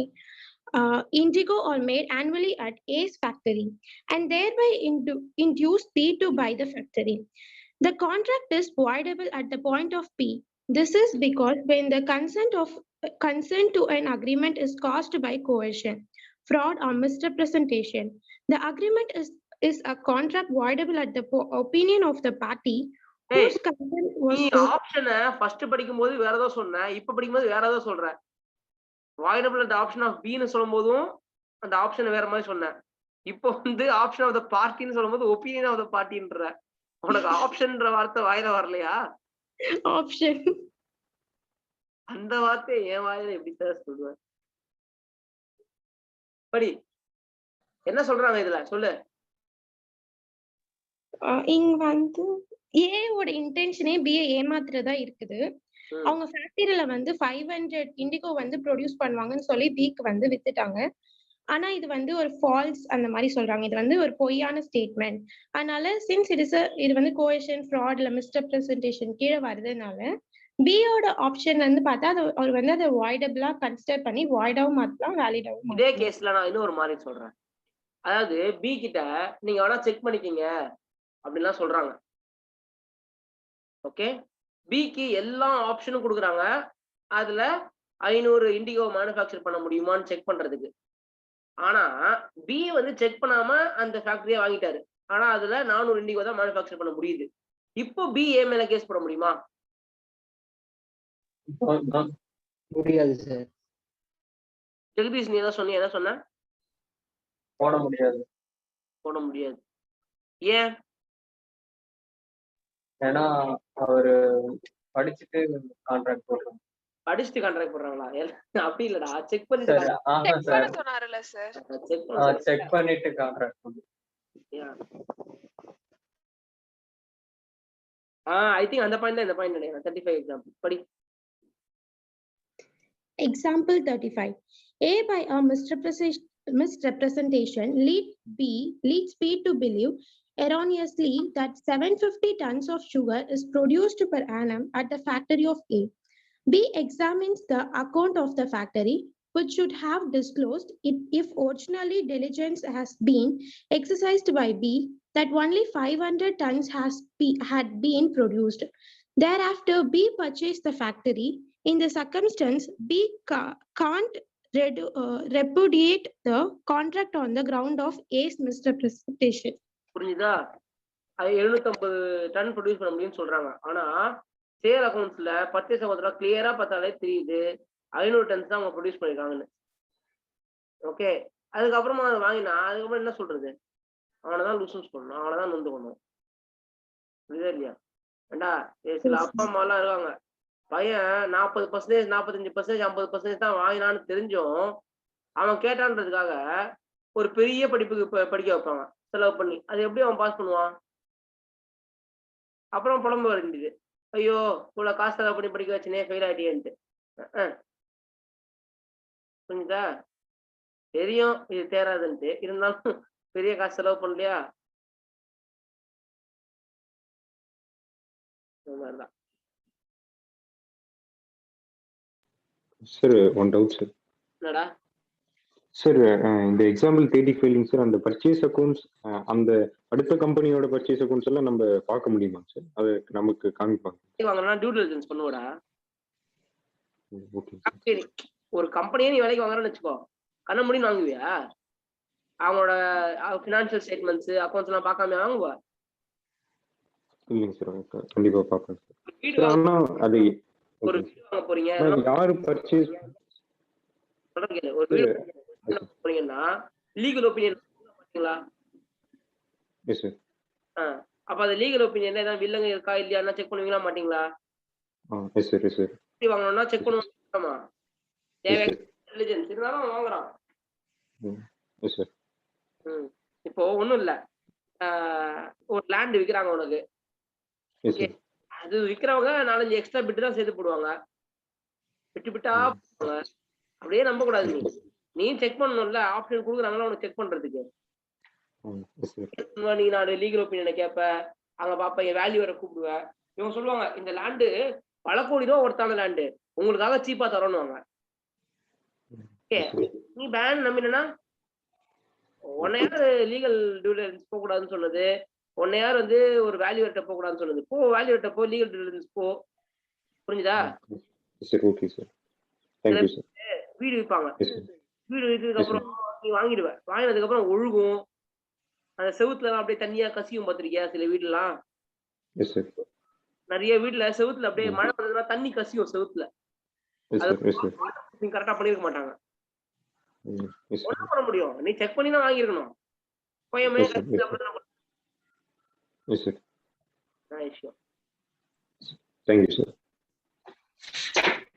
அடுத்து போமா. So examples 36. 17 பேஜ் வந்திருக்குமா? என்ன கொடுமை சார் இது. So example 36 இன்னும் படிக்கல சார். படிமா. ஐயோ படிக்கல, எங்க இருக்குது? படி. Example 36. A offers to sell his ambassador car to B, who believes that A has only fake car. agrees to buy the car. Here, the two parties are thinking about different subject matter, so that there is no real consent and the agreement is void. Okay, அதாவது ஃபியட்னு ஒரு car இருக்கு சரியா, அம்பாசிடர்னு ஒரு car இருக்கு.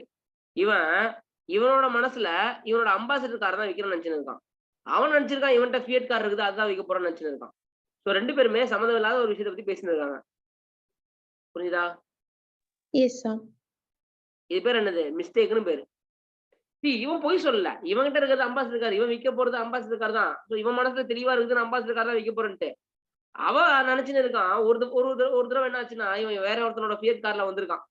அதை அவன் பார்த்திருக்கான். அதை பார்த்துட்டு அந்த காரை தான் இவன் வித்துட்டு இருக்கான் போல இருக்குன்னு நினைச்சு பேசிட்டு இருக்கான் அவன். புரிஞ்சுதா? Yes, sir. சில கதையில வரும். வெயிட் பண்ண, என்ன படம் நல்ல படம், வெயிட் பண்ணு. 5ஆம் படைன்னு ஒரு படம் பாத்திரியா? இந்த சிம்ரன், சுந்தர்சி, அதுல வந்துட்டு விவேக்கோட பேரு Anthony. Don't worry be happy அப்படின்னு ஒரு டைலாக் வருமே. அதுல சுந்தர்சி வந்துட்டு அவங்க அண்ணனோட அவங்க அண்ணனுக்கு தான் பொண்ணு பார்க்க வருவாங்க சிம்ரனை. ஆனா அவங்க அண்ணன் வந்துட்டு ஏதோ மூஞ்சில சாணி பூந்துருமோ தெரியல, அவன் அழுக்கா இருக்கிறதுனால மாப்பிள்ளை யாருன்னு கேட்கும்போது இப்படி கை காட்டிடுவான்.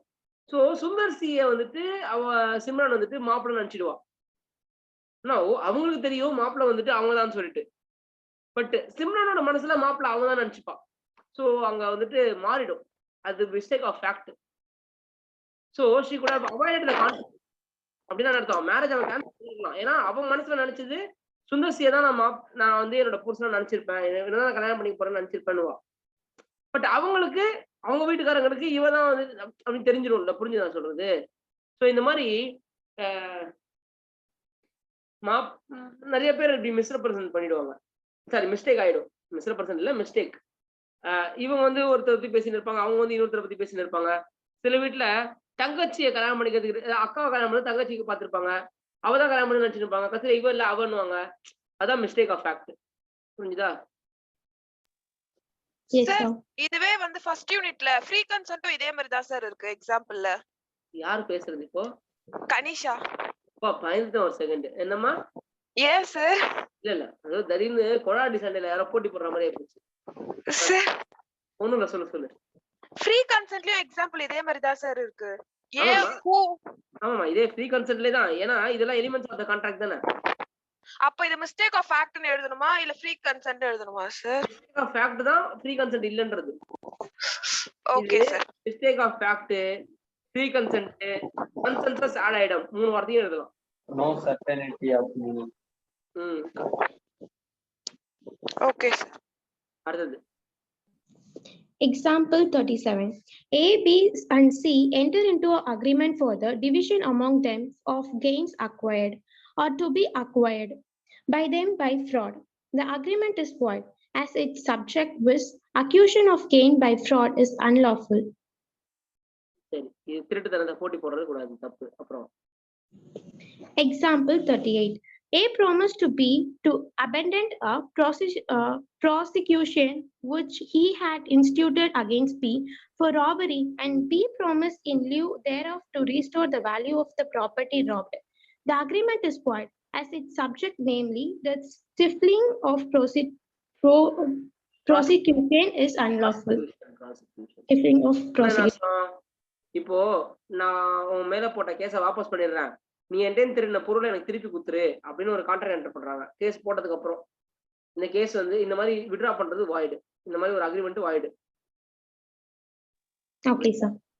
இப்ப நீ கேட்கலாம், சார் இந்த பேர் நிறைய பேர் பண்ணுவாங்களே சார் அப்படின்னு கேட்கலாம். கேஸை வாபஸ் வாங்குவாங்களே சார்னு கேட்கலாம். கேஸை வாபஸ் வாங்குறது பிரச்சனை கிடையாது, ஓகே. ஆனா கேஸை வாபஸ் வாங்குறேன்னு சொல்லிவிட்டு அதை திருட்டு பொருளை அவன் திருப்பி கொடுத்ததுக்கு அப்புறம் கேஸை கண்டினியூ பண்ணன்னு வச்சுக்கோ, அவன் வந்து இந்த அக்ரிமெண்ட் வச்சு உன் மேல ஒரு கேஸ் போட முடியாது. நீ தான் கேஸை வாபஸ் வாங்குறேன்னு சொன்னியே, வாங்கலையே அப்படின்னு கேஸ் போட முடியாது. ஏன்னா ஸ்டிப்ளிங் ப்ராசிக்யூஷனே வாய்டு. கேஸ் வாபஸ் வாங்குறேன்னு சொல்லி காசு கொடுக்குறான்னு வச்சுக்கோ, காசை வாங்கிட்டு கேஸை வாபஸ் வாங்காம விட்டீங்கன்னா அவங்க ஒன்னும் பண்ண முடியாது. என்ன எப்படி அண்டர்ஸ்டாண்ட்? Yes, sir. வரீங்கல்ல சார், டிஎம்கே இருந்து ஒரு 500 ரூபாய் ஆயினும், ஏடிஎம்கே இருந்து ஒரு 500 ரூபாய் ஆயினும், ஆனா ஏதோ ஒரு காங்கிரஸுக்கு ஒரு ஓட்டு போட்டோம் சார், இல்லைன்னா வேற ஏதாவது ஒரு கட்சிக்கு, அலையன்ஸே இல்லாத கட்சிக்கு ஓட்டு போட்டான்னு வச்சுக்கோ. சீமானுக்கு ஓட்டு போட்டோம் சார், ஏன் நாம் தமிழர் கட்சிக்கு ஓட்டு போட்டோம் சார்னா யாரும் என்ன கேஸ் போட முடியும்? ஒண்ணும் பண்ண முடியாது. புரிஞ்சுதா? Yes, sir. அதான்.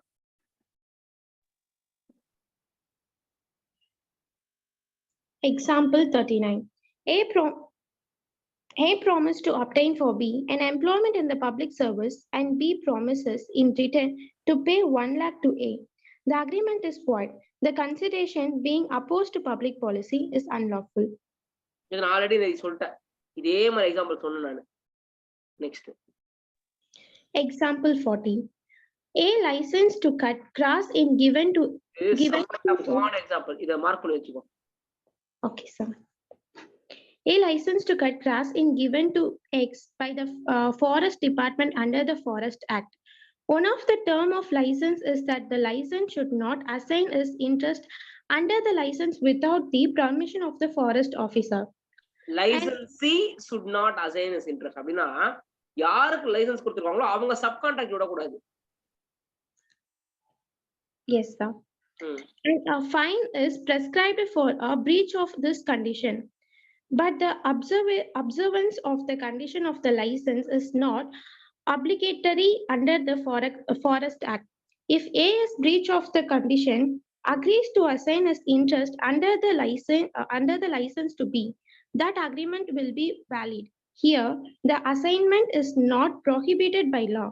The condition against assignment has been imposed only for administrative purpose or solely for the production of revenue. அப்படின்னா அர்த்தம்னா இப்போ ஃபாரஸ்ட் ஆக்ட்ல ஒருத்தருக்கு மரம் வெட்டுறதுக்கு கான்ட்ராக்ட் கொடுத்தாருன்னா மரம் வெட்டுறது படி ஆக்சுவலி மரம் வெட்டுறது அன்லாஃபுல். இப்போ சந்தன கடத்தல் வீரப்பன் இருக்காருல்ல, அவரு மரம் வெட்டினாருன்னா அது அன்லாஃபுல். ஏன் அப்படின்னா அவரு கவர்மெண்ட் கிட்ட லைசன்ஸ் வாங்காம மரம் வெட்டினாரு. பட் கவர்மெண்ட் கிட்ட லைசன்ஸ் வாங்கி ராயல்டி கட்டி மரம் வெட்டுறவங்க எவ்வளவு பேர் இருக்காங்க உனக்கு ஒன்று தெரியுமா? உன் வீட்டுக்கு பேக் சைட்ல நீ தேக்கு மரம் வளர்த்தா கூட அந்த மரத்தை வெட்டுறதுக்கு உனக்கு ரைட்ஸ் கிடையாது. You know this? அந்த மரத்தை வெட்டணும்னா நீ கவர்மெண்ட் கிட்ட போய் ராயல்டி கட்டணும். ஒரு மரத்துக்கு இவ்வளவு ரூபான்னு சொல்லி ராயல்டி கட்டணும். அதுக்கப்புறம் தான் நீ தேக்கு மரத்தை வெட்ட முடியும். இந்த மாதிரி ரூல் இருக்கு நம்ம கண்ட்ரில. சோ மரத்தை வெட்டணும்னா நீ கவர்மெண்ட் கிட்ட பர்மிஷன் வாங்கணும். சரியா? ஆனா மரத்தை வெட்டுறதுக்கு பர்மிஷன் வாங்கி அதை நீ கான்ட்ராக்ட் விட்டு வச்சுக்கோ, அது தப்பு இல்லை.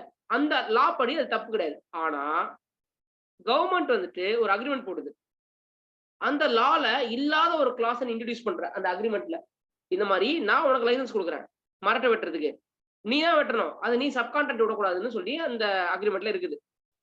இப்போ அவன் சப்கான்ட்ராக்டுக்கு விடுறான். சப்கான்ட்ராக்டருக்கு எடுத்தவனுக்கு இந்த அக்ரிமெண்ட்ல இந்த மாதிரி ஸ்பெல் பண்ணி தெரியவே தெரியாது. பிளஸ் லா பிரகாரம் சப்கான்ட்ராக்ட் விடக்கூடாதுன்னு சொல்லவும் இல்லை. இப்போ இவங்களுக்குள்ள சப்கான்ட்ராக்ட் அக்ரிமெண்ட் வேலிடான்னு கேட்டா வேலிட். சோ சப்கான்ட்ராக்ட் எடுத்தவன் அந்த கான்ட்ராக்ட் விட்டவன மேல கேஸ் போட முடியுமானா முடியும். ஆனா கவர்மெண்ட் வந்து அந்த கான்ட்ராக்டர் மேல கேஸ் போடலாம், அண்டா நீ அக்ரிமெண்ட்டை பிரீச் பண்ணிட்டியன்ட்டு. பட் இந்த சப்கான்ட்ராக்ட் விட்டது அன்லாஃபுல்லான்னு கேட்டா அன்லாஃபுல் கிடையாது. Can you able to understand? Yes, sir. ஏய் மாங்கமான கதறி இருக்கேன்டா, ரெண்டு பேரும் எஸ்எஸ்ன்னு சொல்லுங்கடா, இல்லைன்னா நோ நோன்னு சொல்லுங்கடா. நான் ஜெகதீஷ் புரிஞ்சுதா?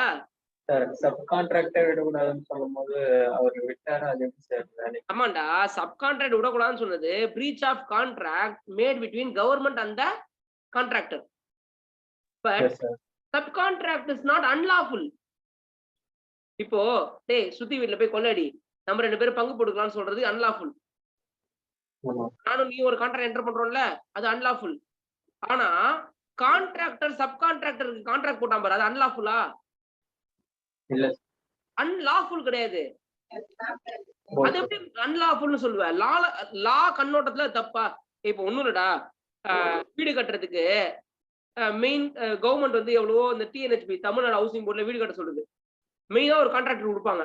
அதே மாதிரி சென்ட்ரல் கவர்மெண்ட் என்ன பண்ணும், மெயினா ஒரு கான்ட்ராக்டர்ட்ட நீ மெட்ரோ ரயில் கட்டுன்னு சொல்லுவோம். இப்போ எல்என்டி கிட்ட சொல்லியிருக்கோம் சென்ட்ரல் கவர்மெண்ட் மெட்ரோ ரயில் கட்டித்தான்னு. ஸோ மெயின் கான்ட்ராக்டர் யாரு? எல்என்டி. ஆனா எல்என்டி மட்டுமாவே கட்டுவாங்க கிடையாது. எல்என்டி என்ன பண்ணுவாங்க, சப்கான்ட்ராக்ட் விடுவாங்க. கரெக்டா இல்லையா? இந்த ஏரியா நீங்க சப்கான்ட்ராக்ட் பண்ணுங்க, அந்த ஏரியா இந்த ஏரியா நீங்க சப்கான்ட்ராக்ட் பண்ணுங்க. புரியுதா? இன்ஃபேக்ட் சப்கான்ட்ராக்ட் விட்டாதான் எல்லாருமே வளருவாங்க. இல்லைன்னா எல்என்டி கம்பெனி மட்டும் தான் வளரும். அந்த தொழிலை நம்பி இருக்கிறவங்க எவ்வளவு பேர் இருப்பாங்க? எப்பவுமே பெரிய கம்பெனி கான்ட்ராக்ட் எடுக்கும்போது 4 சின்ன கம்பெனி சப் கான்ட்ராக்ட் இருக்கும். புரிஞ்சுதா இல்லையா?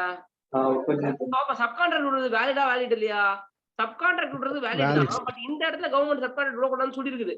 ஆனா அது கவர்மெண்ட் அக்ரிமெண்ட் தான் சொல்லியிருக்கே தவிர லால சொல்லல. அடுத்தது போ 41. Example 41. A father had arranged for marriage of a 17 years boy and took dowry from the girl's parents. Such marriage contract can't take place as in India, the minimum age for boy marriage is 21 years and dowry is not permissible in Indian law. Such is not a valid contract as the consideration and the objective both are forbidden by law. இது உங்களுக்கு நீங்களே புரிஞ்சிச்சுல, இதெல்லாம் explain பண்ண அவசியம் இல்லைல்ல. So ஸ்ரீகாந்துக்கு அவங்க அப்பா 17 வயசுலயே கல்யாணம் பண்ணணும்னு நினைச்சாருன்னா அது தப்பு. பிளஸ் அவங்க அப்பா டௌரி வேற கேட்கிறாரு ஸ்ரீகாந்துக்கு. ஓகே, அது மகா தப்பு. சரியா? ஸ்ரீகாந்துக்கு போய் டௌரி கேட்கலாமா? உடனே சொல்லாதீங்க சார் ஸ்ரீகாந்த் இல்லைன்றதுனால நீங்க பேசுறீங்களா சார், அவர் இருந்தாலும் நான் பேசியிருப்பேன். Next. Example 42. An agreement to print a book in violation of another's copyright is void, as the objective is to cause injury to the property of another. It is also void as the object of the agreement is forbidden by the law related to copyright. இப்போ ஒரு ஃபேமஸான ஆத்தரோட புக்கை ஒரு பிரிண்டர்கிட்ட கொடுத்து இதை xerox எடுத்து கொடுக்கணுன்ற. Okay, அப்புறம் அவர் xerox எடுத்து கொடுத்ததுக்கு அப்புறம் அவர் நீ காசு தரல, அவர் உன் மேல கேஸ் போட முடியுமா?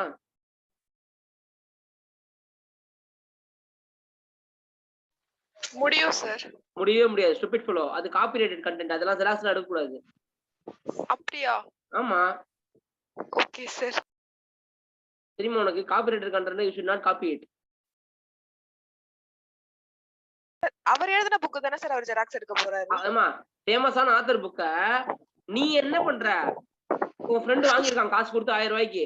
நீ என்ன பண்ற? அவன்கிட்ட புக்கை வாங்கி ஜெராக்ஸ் கடையில கொடுத்து ஜெராக்ஸ் எடுத்துடுற.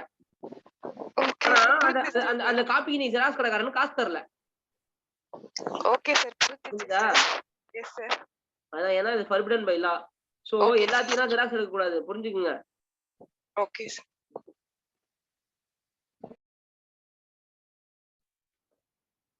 சார் இது ஜெராக்ஸ் கடைக்காரனுக்கு எப்படி சார் தெரியும் கேட்பாரு.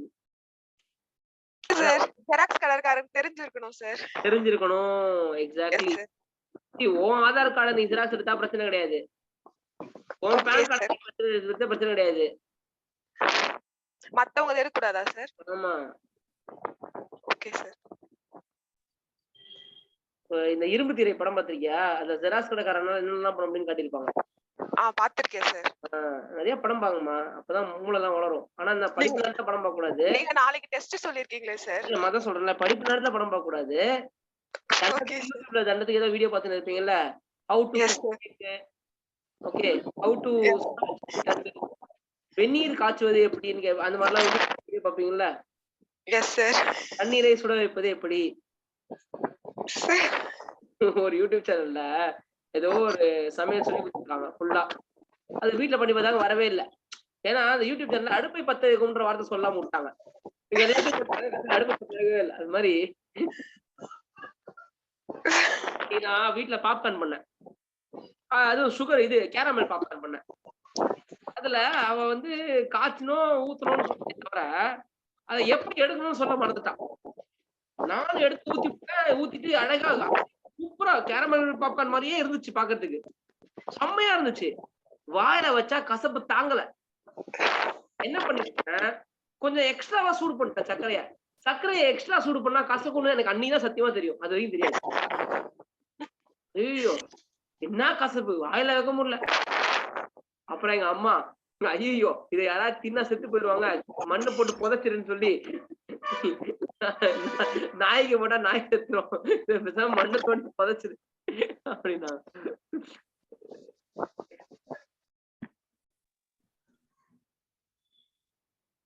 Example 43. A promises to repay his debts by doing manual labor daily for a special period and agrees to pay interest at an exorbitant rate in case of default. Here, A's promise to repay by manual labor is the consideration for the loan, and his consideration is illegal as it is imposed what? In substance, amount to salary on the part of A. In other words, as the consideration involves injury to the person A. The consideration is illegal here. the வானம் படம் object- பாத்திருக்கியா? வானம் படம். வானம். அந்த படத்துல அந்த ஒரு அம்மா வந்துட்டு லோன் வாங்கியிருப்பாங்க. லோனை திருப்பி கட்ட முடியாதனால அவனை உப்பளத்துல அந்த பையனை அனுப்பிடுவாங்க. பாத்திருக்கியா? Yes sir. Bonded labour. நிறைய ஊர்ல இது நடக்கும். இப்ப கூட செங்கல் சூளையில பசங்க வேலைக்கு போறாங்க. கடன் வாங்கி திருப்பி கட்ட முடியாது. கோவிட் டைம்ல நிறைய பேர் கடன் வாங்கிட்டாங்க. திருப்பி கட்ட முடியாதனால செங்கல் சூளையில பசங்களை வேலை செய்கிறது அனுப்பி விடுறாங்க. செங்கல் சூளைன்னா என்னது? அந்த செங்கலை சுடுக்கணும்ல, அந்த செம்மனை சுடுக்கணும்ல. சிட்டில இருக்கிற பசங்களுக்கு அது தெரியாது. செங்கல் சூளையா? What is that? பிகாஸ் சிட்டில வீடே செங்கல்ல கட்டுறது இல்ல, கான்கிரீட்டு, ஏஏசிசி பிளாக்கு அந்த மாதிரி விதவிதமா கட்டுறாங்க. இப்போ செங்கல்னா இவங்களுக்கு என்ன? வாட் இஸ் செங்கல்? I don't know what is செங்கல் அப்படின்னுவாங்க. சிட்டில ஃபுல்லா ஹாலோ பிளாக், கான்கிரீட் தானே. அப்ப செங்கல் சூளைனா என்னன்னே கூட உங்களுக்கு தெரிஞ்சிருக்காது. பட் இன்ஃபேக்ட் அது நல்லதுன்னு நான் சொல்லுவேன். ஏன்னா செங்கல் சூளைலாம் இருக்கிறதுனால அந்த பசங்க வேலைக்கு அனுப்புறாங்க. இந்த படத்துல கூட வரும், சர சர சாரப்பாம்பு வீசு போது ஒரு பாட்டு வரும். என்னது? வாகேஷ் கூடவா? அதுல கூட எல்லா சின்ன பசங்களும் செங்கல்ல வேலை பார்த்துன்னு இருப்பாங்க. Next. Example 44. Where B had advanced money to D, a married woman, to enable her to obtain a divorce from her husband, and D had agreed to marry him as soon as she would obtain the divorce.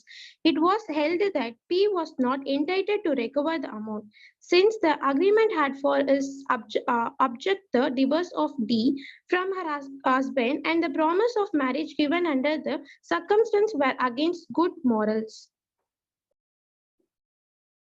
புரிஞ்சிச்சுல இது? Okay. Already கல்யாணம் ஆன ஒரு பொம்பளைய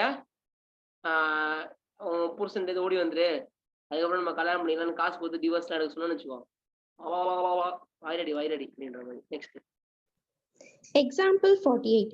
India entered in war-like situation with China. Mr. A from India entered into contract with China for import of toys. Such contract is void as China is alien enemy of India. The contract is, if made before such war-like situation, may be suspended or dissolved. Like India felt apps like TikTok and PUBG will provide. இது example வரும். ஏன்னா இது புதுசா இருக்குது, லேட்டஸ்டா இருக்குது. போடு போடு போடு, இம்பார்ட்டன்ட் போடு. Yes, sir. Will provide some internal information of the country. மதனோட ஒய்ஃப் சொன்னா பாத்தியா, என் புருஷனை விளையாடுனது சைனீஸ் பப்ஜி கிடையாது, கொரியன் பப்ஜி அப்படின்னா பாத்தியா, வேற லெவல் ட்விஸ்ட் அது. நண்பன்ல என்னடா நல்ல நண்பன் கட்ட, நல்ல நண்பனே கெட்ட நண்பன் தானே. இந்த மாதிரி எனி கான்ட்ராக்ட் இஸ் வாய்டு. ஏன்னா எனிமையா இருக்கும்போது. ஆனா சைனீஸ் வந்து இந்தியாவுக்கு எனிமி கிடையாது, நல்லா புரிஞ்சுக்கோ. India felt like app like TikTok, PUBG will provide internal information of the country. ஏன்னா என்ன ஆகுது, பப்ஜி விளையாடும் போது நீ வந்து பேசுற, அது எல்லாமே ரெக்கார்ட் ஆகுது. ஓகே. இப்ப வேற இந்த கூகுள் அசிஸ்டன்ஸ், பாஸ்வேர்டை பிரேக் பண்றதுக்கெல்லாம் வாய்ஸே போதுமா இருக்கு. ஸோ உங்க போனை பிரேக் பண்றதுக்கு உங்க வாய்ஸ் போதும். புரியுதா இல்லையா? ஸோ உங்க வாய்ஸ் ரெக்கார்டிங் எல்லாம் அவங்களுக்கு போகுது. அதெல்லாம் தலைவலி. இந்த சைனீஸ் பட பிள்ளைங்க என்ன பண்ணணும்னே தெரியாது, டிஃப்ரெண்டா பண்றானுங்க அவனுங்க. நீ எல்லாம் யோசிச்சு கூட பாத்துருக்க மாட்டேன். நாளைக்கு ஐஓடின்னு ஒண்ணு வரும். ஐஓடின்றது எப்படி இருக்கும்னா, இப்ப ஒண்ணும் இல்ல, சிவாஜி படத்துல பார்த்தல, ஒரு பாஸ்வேர்டு ஹாய் படி கூல் அப்படின்னு, அதான் அந்த கம்ப்யூட்டர் பாஸ்வேர்டு ஓப்பன் ஆயிடும் கம்ப்யூட்டர். ஸோ அப்ப கம்ப்யூட்டருக்கு அந்த வாய்ஸ் தேவைப்படுது. ஸோ இப்போ நீ வந்து இந்த மாதிரி டிக்டாக் நம்ம பப்ஜி மாதிரி ஆகணும், வாய்ஸ் எல்லாம் அங்க ரெக்கார்ட் ஆயிடும். புரிஞ்சுதா? டிக்டாக் ஏன் பேன் பண்ணணும்? ஏன் 100 இது இருக்கே, ஏன் அதெல்லாம் பிளான் பண்ணல? ஏன் டிக்டாக் மட்டும் பேன் பண்ணணும்னா? ஏன்னா சேஃப்டி கன்சர்ன் வச்சிருக்கான், செக்யூரிட்டி இருக்குது. இங்க அது மாதிரி இல்ல. பிளஸ் அவனுங்க என்ன பண்ணுவானுன்னு தெரியாது, அவனுங்க மோசமானவனுங்க. இது அமெரிக்கன்ஸ் அப்படி பண்ண மாட்டாங்க. ஓகே, இவனுங்க என்ன வேணா பண்ணுவானுங்க. இந்த கொரோனா வைரஸ் 1 வருஷம் 2 வருஷத்துல எல்லாம் முடியிற கேஸ் கிடையாது. மினிமம் 4 வருஷம். சரியா? நீ என்ன நினைச்சிருக்கீங்க? அப்பா ஃபவுண்டேஷன் பண்ண உடனே கொரோனா வைரஸ் முடிஞ்சு போயிடும் நினைச்சிருக்கீங்க. போன வருஷம் ஃபவுண்டேஷன் படிச்சவங்களும் அதான் நினைச்சாங்க. அடுத்த வருஷம் ஃபவுண்டேஷன் படிக்க போறவங்களும் அதான் நினைப்பாங்க. எனக்கும் சொன்னாங்களே, காலையில டிஃபன் நம்ம மாத்தன்னு சொல்லிருப்பாளே, எனக்கும் சொன்னாங்களே. அது மாதிரிதான் போயினே இருக்கும்.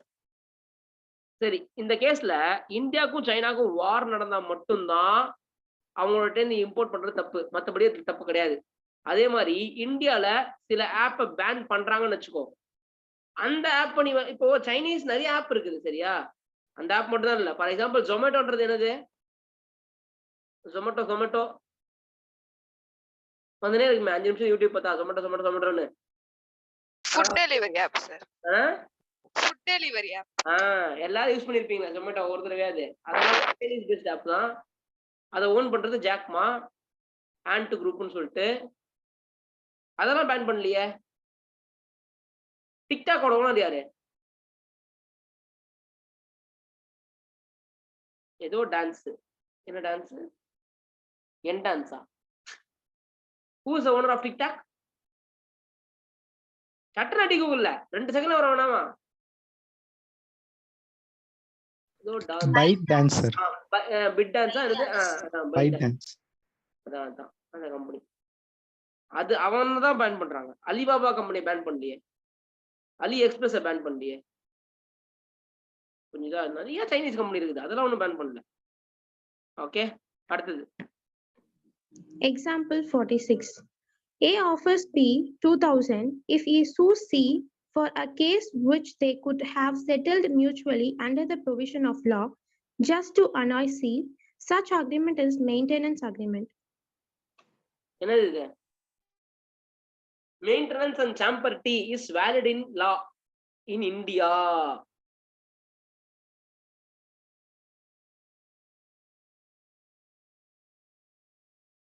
புரிஞ்சா? தூண்டி விடுறது இந்தியால வேலிடா? தூண்டி விடுறது வேலிட்.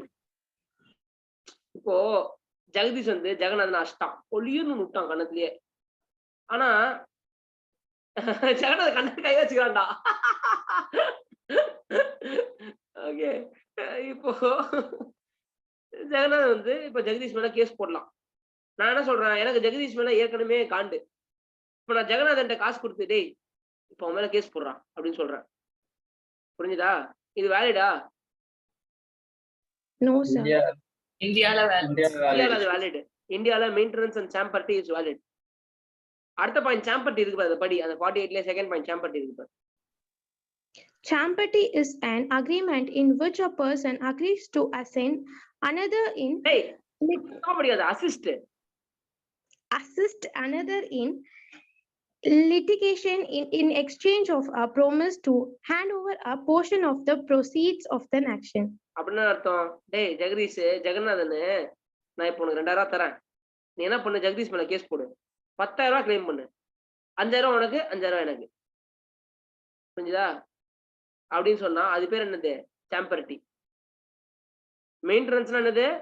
காசு கொடுத்து உனக்கு ரைட்ஸ் இருக்குது அவன் மேல கேஸ் போடுறதுக்கு. ஆனா நீ கேஸ் போடாம விட்டுருலாம் பேசாம, ஏய் நீ என்ன அஷ்ட திருப்பி நீ ஒரு அடி வாங்கிக்க அப்படின்னு நீ திருப்பி வச்சுதான் கேஸ் முடிஞ்சிட்டு இருக்கும். ஓகே, மியூச்சுவலா செட்டில் ஆயிட்டு இருக்கும். ஆனா நான் என்ன பண்ணிட்டேன், கோர்ட்டு கேஸ் பல கேவலங்களை ஜெகதீஷ் சந்திக்க வேண்டியிருக்கும் நான் நினைச்சேன். அந்த மாதிரியே சந்தி சிரிக்க வச்சுட்டோன்னு வச்சுக்கோயேன். அதெல்லாம் வேலிடான்னு கேட்டா வேலிடு. இது எது சார் இப்படி ஒரு வக்கர புத்தி அப்படின்னு கேட்டீங்கன்னா, மெயின்டெனன்ஸ் அண்ட் சாம்பர்ட்டி எக்ஸ்பிளைன் பண்ணணும்னா இப்படிதான் எக்ஸ்பிளைன் பண்ணி ஆகணும், வேற வழி என்ன? மணி என்னடா? ஐயோ 12 ஆயிடுச்சா? நீ எவ்வளவு எக்ஸாம்பிள் மார்க்கு? போயிட்டே இருக்கு சார். போயிட்டே இருக்குதா? 55, sir. நம்ம 55. அவ்வளவுதான். 9 examples இருக்கு. படிச்சிடலாம். 47 படி. Example 47. A agrees to pay expense to B if he sues C, and B agrees to pay half of the amount received from result of such suit. This is an agreement of chamberty. The agreement for supplying fund by way of maintenance or chamberty is void unless it is valid unless it is unreasonable so as to be unjust to another party, or it is paid by a malicious motive like that of gambling in litigation or oppressing other party by encouraging unrighteousness suit and not with ரைட்டியஸ்னா உனக்கு rights இருக்கு அப்படின்னும் போது அது righteous, தப்பு அப்படின்னும் போது அன்ரைட்டியஸ்னுவாங்க. Okay, sir. Unrighteous suits and not with the bona fide object of assisting a claim believed to be just. இது important. இது அதாவது மெயின்டெனன்ஸ் அண்ட் சாம்பர்ட்டி வேலிட். ஆனா அதுல ஏதானும் ரொம்ப என்ன சொல்றது அநியாயத்துக்கு இருந்ததுன்னா மட்டும் தான் அது இன்வாலிட். புரியுதா? Yes, sir. Example 48. Harish paid 15,000 to the officer to give his son the job in the Forest Department of India. On failure by officer, he couldn't require the amount as such contract amount to trafficking in public office, which is opposed to public policy. புரியுதா? So வாய்ட்ல ஜெனரலா அந்த benefit திருப்பி கொடுக்கணும்னு சொல்லுவாங்கல்ல, இதெல்லாம் அப்போஸ்ட் public policy. அந்த பெனிஃபிட்டை கூட திருப்பி கொடுக்கணும்னு அவசியம் இல்லை, உனக்கே தெரியும் நீ பண்றது தப்புன்ட்டு. புரிஞ்சுதா இல்லையா? இப்போ ஜெகதீஷ் கிட்ட திருச்சர் வந்துட்டு காசு கொடுத்து, ஜெகதீஷ் வந்து ஒரு ட்ரக் டீலர், சரியா? திருச்சர் வந்து காசு கொடுத்து எனக்கு ஒரு ட்ரக் தரன்னு கேட்கறான். ஆனா அவன் காசை வாங்கிட்டு ட்ரக் தரல. திருச்சர் போய் கோர்ட்ல கேஸ் பண்ண முடியுமா? முடியாது. அதுதான் விஷயம். ஜெனரலா பெனிஃபிட்டை திருப்பி தரணும்னு படிப்போம்ல வாய்டு கான்ட்ராக்ட்ல, இதெல்லாம் ஃபார்பிடன் பை லா. இதெல்லாம் நீ வந்து கேட்க கூட முடியாது. ஆமா, திருடனுக்கு தேர் கொட்டின மாதிரி பொத்திக்கிட்டே இருக்கணும். Next Example 49. XYZ and ABC were only the manufacturers of oxygen cylinders in West Bengal. They both entered into contract of supplying the same at very high rates and enjoy the monopoly rates during the COVID period in the country. Such Okay, இதெல்லாம் latest example. இதுக்கு முன்னாடி இதெல்லாம் கிடையாது. Such contract is opposed to public policy as they intended to create monopolies.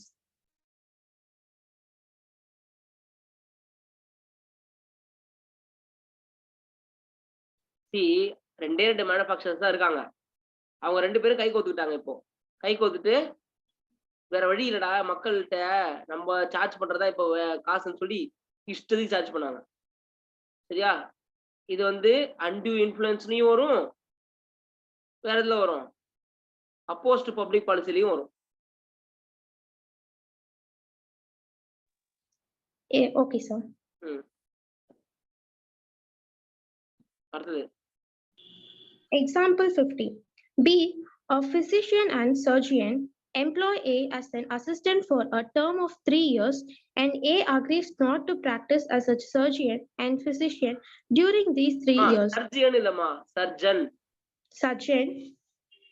Surgeon and physician. physician மாதிரி படிக்க கூடாது. படி. Surgeon and physician. Surgeon படிக்க கூடாது, surgeon னு சொல்றேன். Surgeon and physician during these 3 years. The agreement is valid and A can be restrained by an injunction if he starts independent practice during this period. Restrained by injunction அர்த்தம். injunctionனா stay order பண்ணக்கூடாது, தடுக்கிறதுன்னு அர்த்தம். So see ஜெனரலா restraint of ட்ரேட்ல என்ன நடக்கும், அதாவது யார் வேணா தொழில் பண்றதுக்கு அவங்களுக்கு ரைட்ஸ் இருக்குது, நீ யாரு கேள்வி கேட்கறது அப்படின்றதா ரெஸ்ட்ரெயின்ட் ஆஃப் ட்ரேட். நீ தொழில் பண்ணக்கூடாதுன்னு சொல்லவே கூடாது. தொழில் பண்ணக்கூடாதுன்னு காசு கொடுத்தனா காசை வாங்கிட்டு அவன் தொழிலும் பண்ணலாம், அவன் மேல அவனால கேஸ் போட முடியாது. ஆனா இந்த மாதிரி பிசிஷியன் அவங்க எல்லாம் வந்துட்டு, அதாவது நான் தான் வந்து உனக்கு தொழிலே சொல்லித்தரேன்னு வச்சுக்கோயேன். நான் வந்து ஒரு டாக்டர், நான் உனக்கு ஃபுல் தொழிலும் சொல்லி கொடுத்துருக்கேன். ஆனா நான் என்ன சொல்றேன்னா, நீ வந்து இந்த ஏரியாவில் ப்ராக்டிஸ் பண்ணாத. புரிஞ்சுதா இல்லையா? ஆர் என்கிட்ட ஒர்க் பண்ணும்போது நீ தனியா ப்ராக்டிஸ் பண்ணாத. நீ டாக்டரா கூட இருக்கலாம், ஆனா நீ என்னோட ஜூனியரா இருக்கும்போது நீ தனியா ப்ராக்டிஸ் பண்ணக்கூடாது, என்கிட்ட மட்டும் தான் இருக்கணும். இந்த மாதிரி போடுற கான்ட்ராக்ட்லாம் தப்பே கிடையாது. புரிஞ்சுதா? அடுத்தது Example 51. An agreement by a manufacturer to sell during a certain period his entire production to a wholesale merchant is not in restraint of trade. It's not in restraint of trade. நல்லா புரிஞ்சுக்கோ. அதாவது என்ன பண்றாங்க, ஒரு manufacturer சொல்றாரு wholesaler கிட்ட. Wholesaler என்ன சொல்றாருன்னா, I am ready to buy whatever you manufacture during this 2 years. ஸோ இவங்க 2 பேர் என்ன சொல்றாங்கன்னா, ஒரு சிங்கிள் பிராண்ட் ஹோல்சேலர்னு சொல்லுவாங்க. அதாவது அவங்க கிட்ட போனீங்கன்னா அந்த பிராண்ட் மட்டும் தான் கிடைக்கும். அந்த மாதிரி நிறைய பேர் இருப்பாங்கல்ல ஷோரூம்லலாம். புரியுதா நான் சொல்றது உனக்கு? ஸோ இப்போ நீ சரவணா ஸ்டோர்ஸ் போனீங்கன்னா எல்லா பிராண்டும் கிடைக்கும். ஆனா சில ஷோரூம்ல இப்போ பேசிக் ஷோரூம் ஒன்று இருக்கும். பேசிக் ஷோரூம் வந்து பேசிக் கம்பெனியை ஓன் பண்றது கிடையாது. ஓகேயா? ஆனா இப்போ for example IOC petrol bunk ஒன்று இருக்கு, இந்தியன் ஆயில் கம்பெனியோட பெட்ரோல் பங்க் ஒன்று இருக்குதுன்னா, அது it's not owned by Indian oil company. அந்த ஹோல்சேலர் என்ன பண்றாரு, அந்த இந்தியன் ஆயில்ல இருந்து பெட்ரோலை வாங்கி நமக்கு வித்துட்டு இருக்காரு. ஓகே, அந்த டைம்ல கண்டிப்பா அவர் வந்து பாரத் பெட்ரோலியம் வாங்கக்கூடாது. பெட்ரோல் பங்க்ல ஒரு டேங்க்ல இந்தியன் ஆயில் வாங்கி இன்னொரு பேங்க்ல பாரத் பெட்ரோலியம் வாங்கினா, அப்ப அவங்க என்ன சொல்லுவாங்க, நீ என்கிட்ட ட்ரேட் பண்ணும்போது பாரத் பெட்ரோலியம் ட்ரேட் பண்ணக்கூடாதுன்னு சொல்றாங்க. இது ரெஸ்டென்ட் ஆஃப் ட்ரேட் கிடையாது. புரிஞ்சுக்கிட்டியா? Next. Yes, sir. Example 52. Agreement among the sellers of a particular commodity not to sell the commodity for less than a fixed price is not an agreement in restraint of trade. இது வந்துட்டு இது வந்து கொஞ்சம் குழப்பமான example தான். இதை கொஞ்சம் mark பண்ணி வச்சுக்கணும்.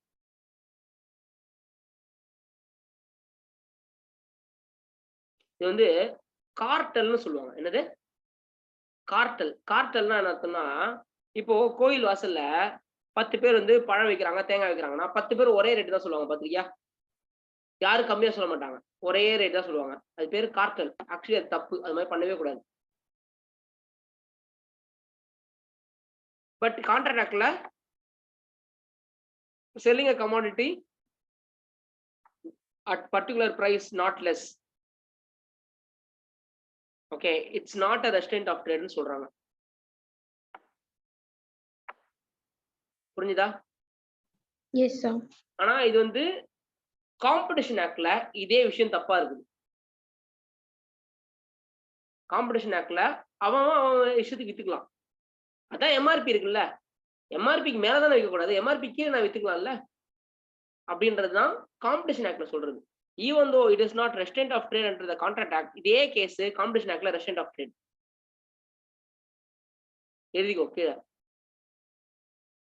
As per Competition Act, this is not valid as it is cartel formation.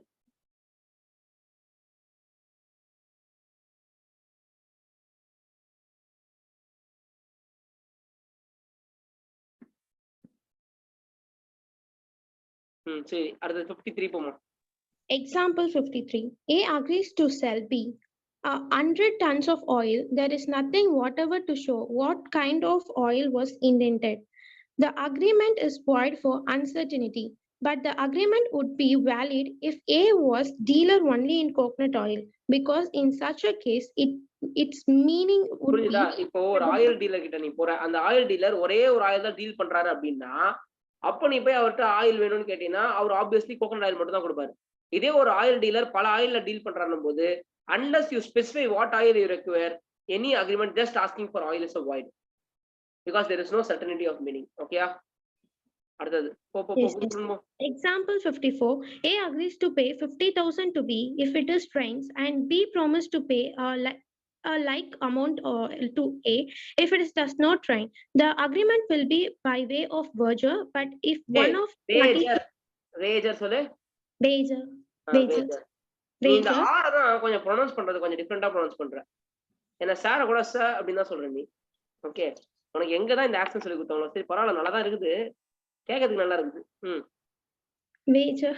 But if one of the parties has control over the event, agreement is not a wager. Okay.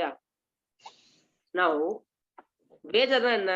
ரெண்டு பேரு கண்ட்ரோல்லையும் இல்ல, subject மேட்டர்ல interest இல்ல, சும்மா bedding கட்டின்னு இருக்கீங்க, அப்ப அது வேஜர். Okay. Yes, sir.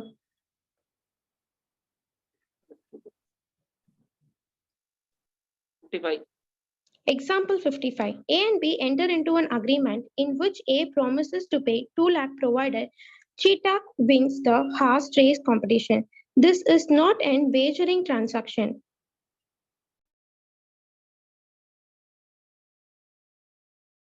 இதே பழைய புக்ல ஹார்ஸ் ரேஸ் வந்து வேஜரிங் டிரான்சாக்ஷனா இருந்துச்சு. ஆனா புது புக்ல ஹார்ஸ் ரேஸ் வந்து வேஜரிங் டிரான்சாக்ஷன் கிடையாது. இல்லையே, கீழே ஏதோ போட்டிருக்கேன். என்ன போட்டிருக்கு படி? However, Section 30 is not applicable in an agreement to contribute towards plate, price, or sum of money of the value of rupees 500 or above to be awarded to the winner of a horse race. இப்போ மேலையும் கீழையும் சேர்த்து படி.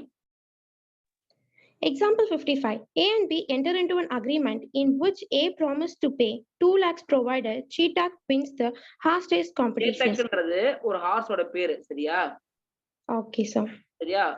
சேத்தக்ன்றது ஒரு ஹார்ஸோட பேரு. So A and B enter into an agreement in which A promises to pay 2 lakh provided Chetak wins the horse race competition. This is not a wagering agreement. நல்லா புரிஞ்சுக்கோ. So horse race is not a wagering agreement. However, Section 30 is not applicable in an agreement to contribute towards a plate, price, or sum of money, value of 500 or more to be awarded for the winner of horsing race. என்னது இது? Sir அதுக்கு மேல போட்டுருக்காங்க. less than 500 bed price பண்ணா அது வேஜர். அதுக்கு மேல போட்டா புரியல, என்னது? bet winner is less than rupees 500 is a wager. இந்த இதுதானே சொல்ற. In the horse race competition where the price payable to the bet winner is less than 500, it's a wager னு சொல்றாங்கல்ல. நான் விளையாடி இருக்கேன் ஹார்ஸ் ரேஸ், நான் வின் பண்ணிருக்கேன், நான் 200 ரூபா 300 ரூபா வின் பண்ணிருக்கேன், அது வேஜர்லாம் இல்ல. எம்ஆர்சில போய் விளையாடிருக்கேன் நான். சார் நீங்க நாட் வேஜர்னு மார்க் பண்ண சொன்னீங்க சார். நான் என்னன்னா ஹார்ஸ் ரேசிங்கே வேஜர் இல்லைன்னு மார்க் பண்ண சொல்லியிருக்கேன். சி அவங்க என்ன சொல்றாங்கன்னா லெஸ் தென் 500னா வேஜர், மோர் தென் 500னா வேஜர் இல்லைன்னு கான்ட்ராக்ட்ல சொல்லியிருக்காங்க. அவ்வளவுதான் விஷயம். பட் அது கான்ட்ராக்ட் பிரகாரம் ஒண்ணு இருக்குது, ஆனா லைவ்ல வேற இருக்குது. அதான் சொன்னேனே, லாட்ரி வந்து கேரளால வந்து இட்ஸ் நாட் a வேஜர்.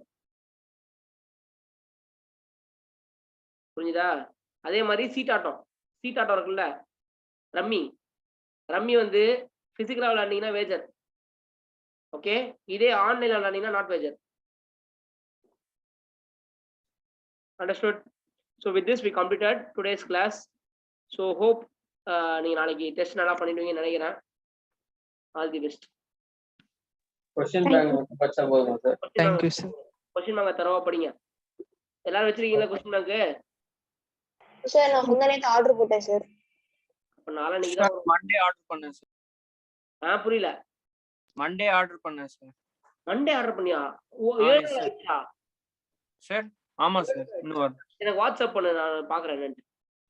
சார் நானும் வாட்ஸ்அப் பண்ணிருக்கேன் சார். நானும் இந்த வெட்னஸ்டே தான் சார். பாக்குறேன்.